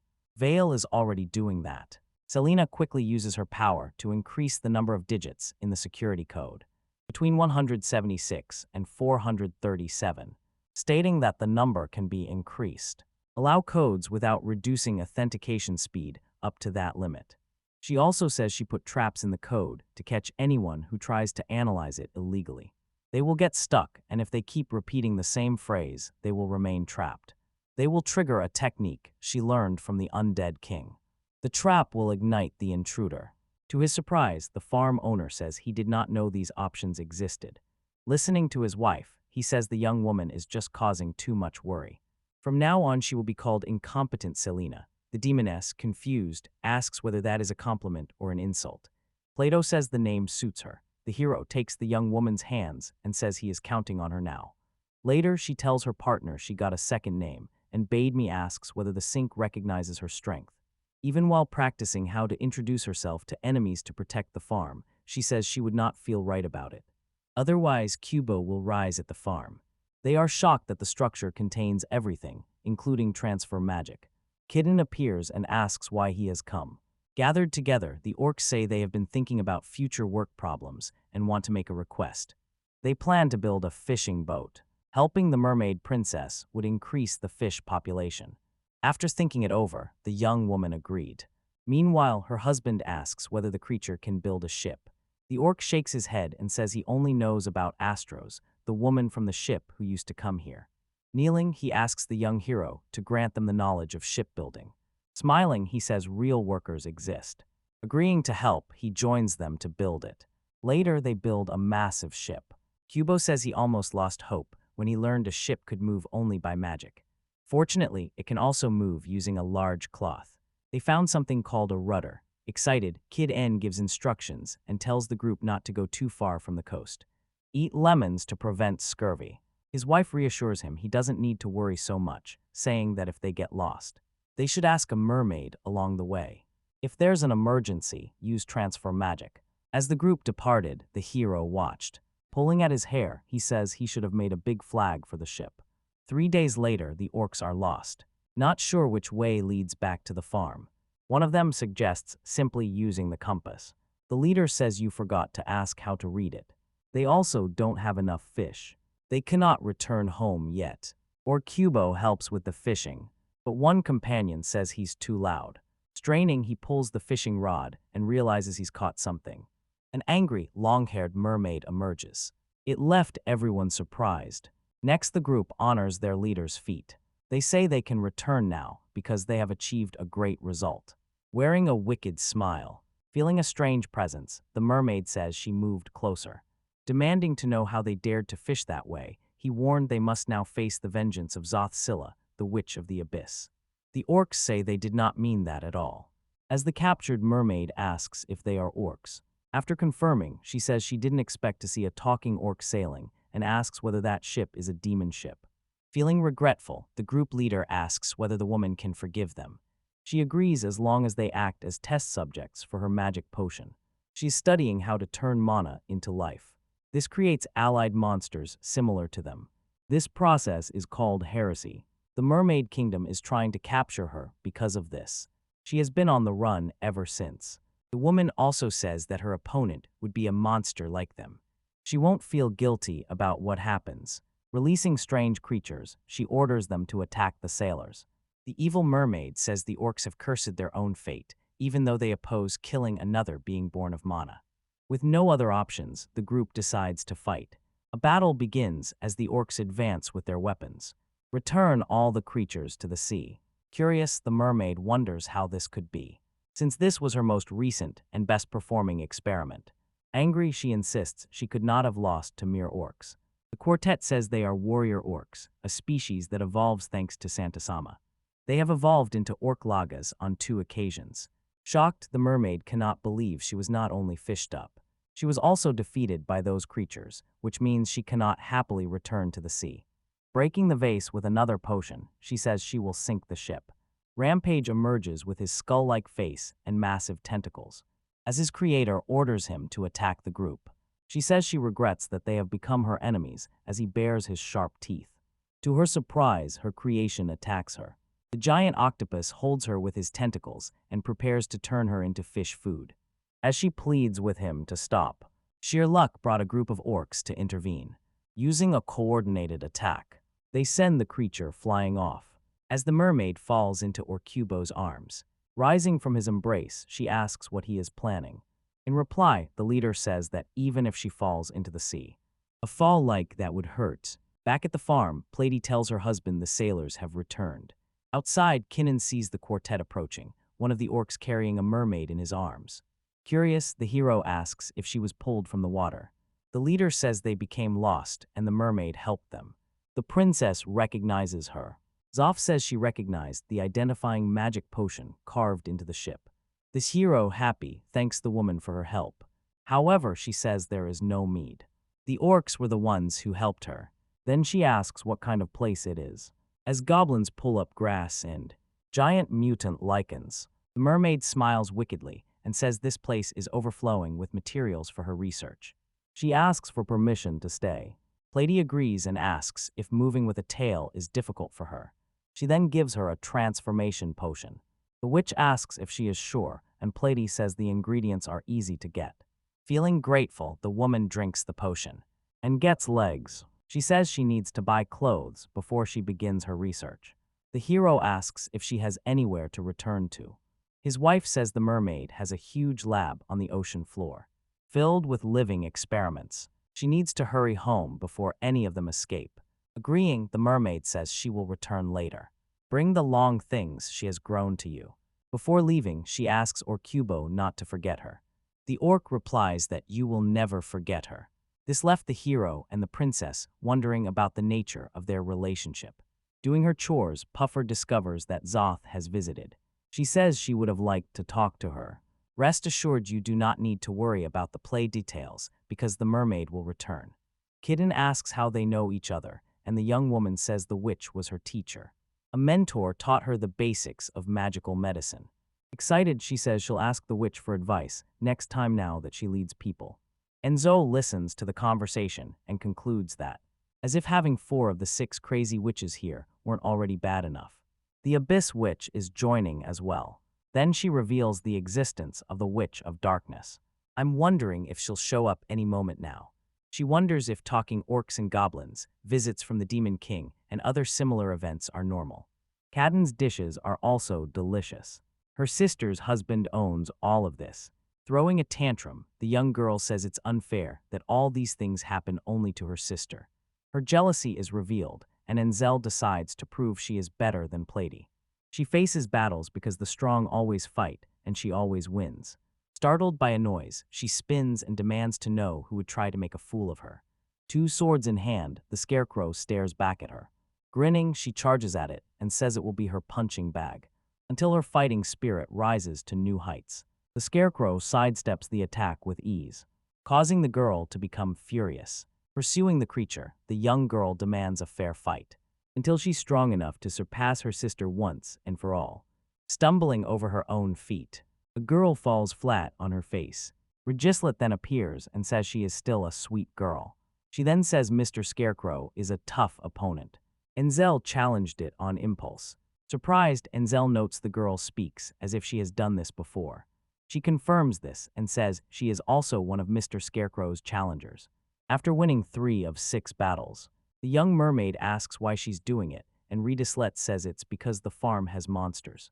She can defeat them. Happy, the princess's sister, says that if they share the same goal, they should cooperate. They rush to challenge Mr. Scarecrow again, now in a 2-on-1 fight.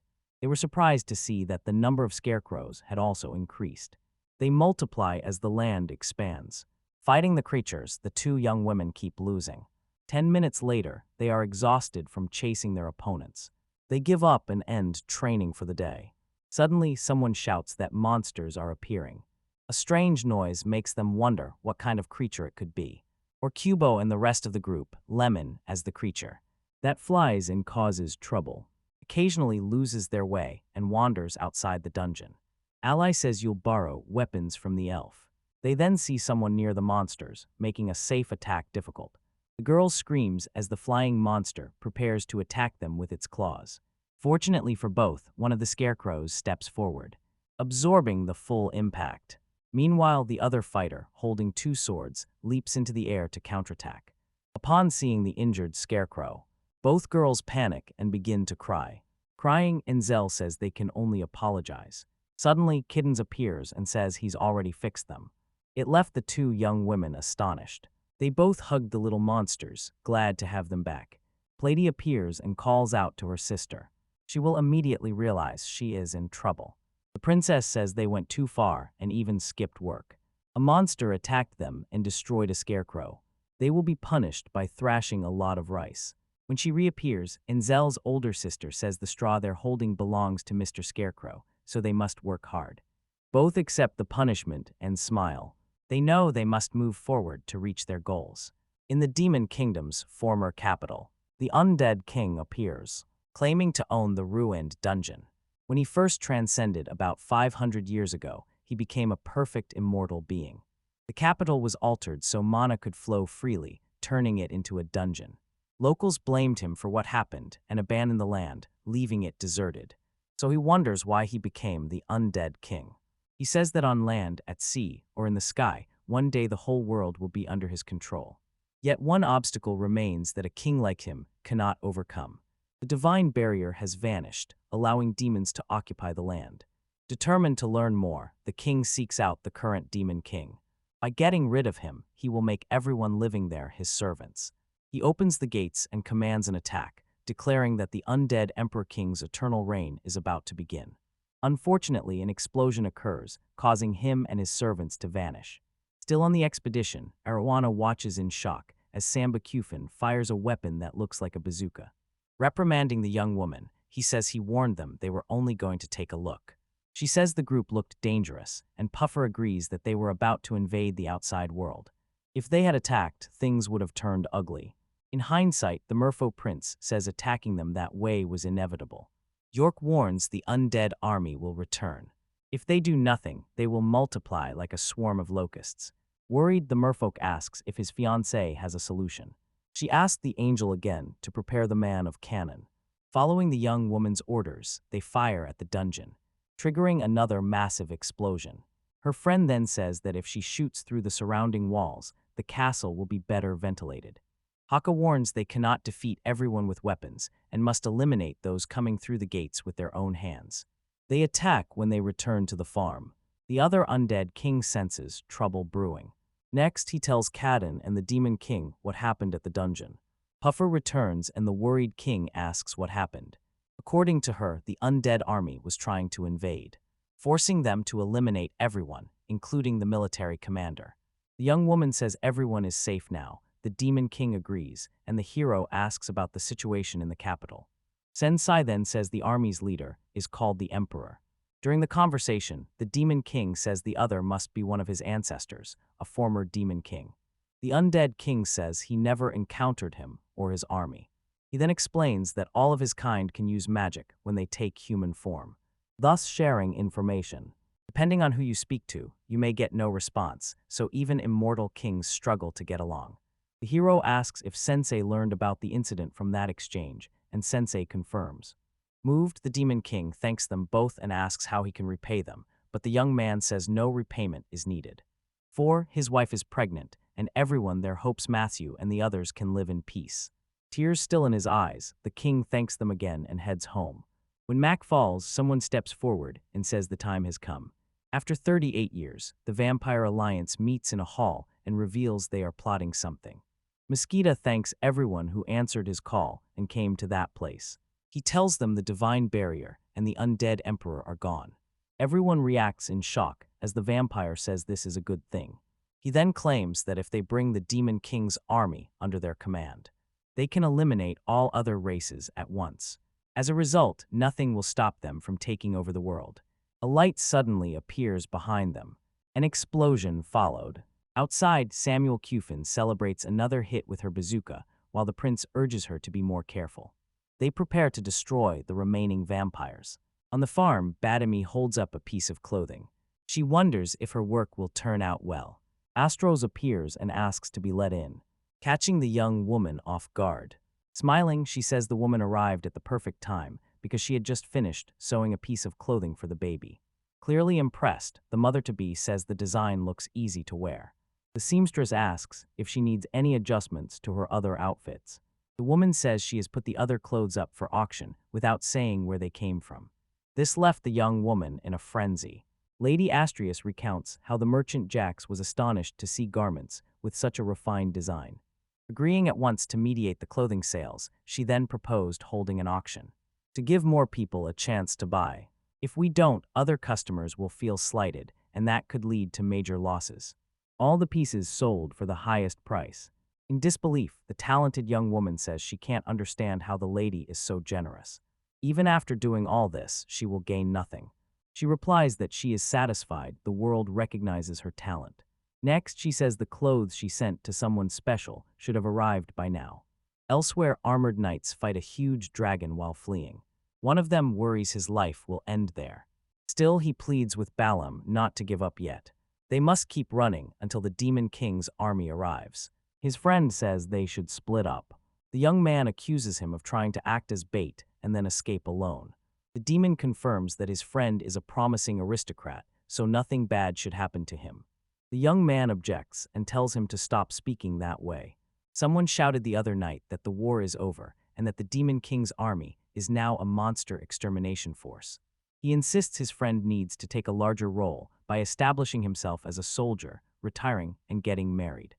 Speaking, he trips and falls to the ground. Balaam then tells Ola not to worry about him and to run off. The dragon is faster and snatches the young man from his horse. Convinced this is his end, he wishes the Demon King had acknowledged him. His dream is now behind him.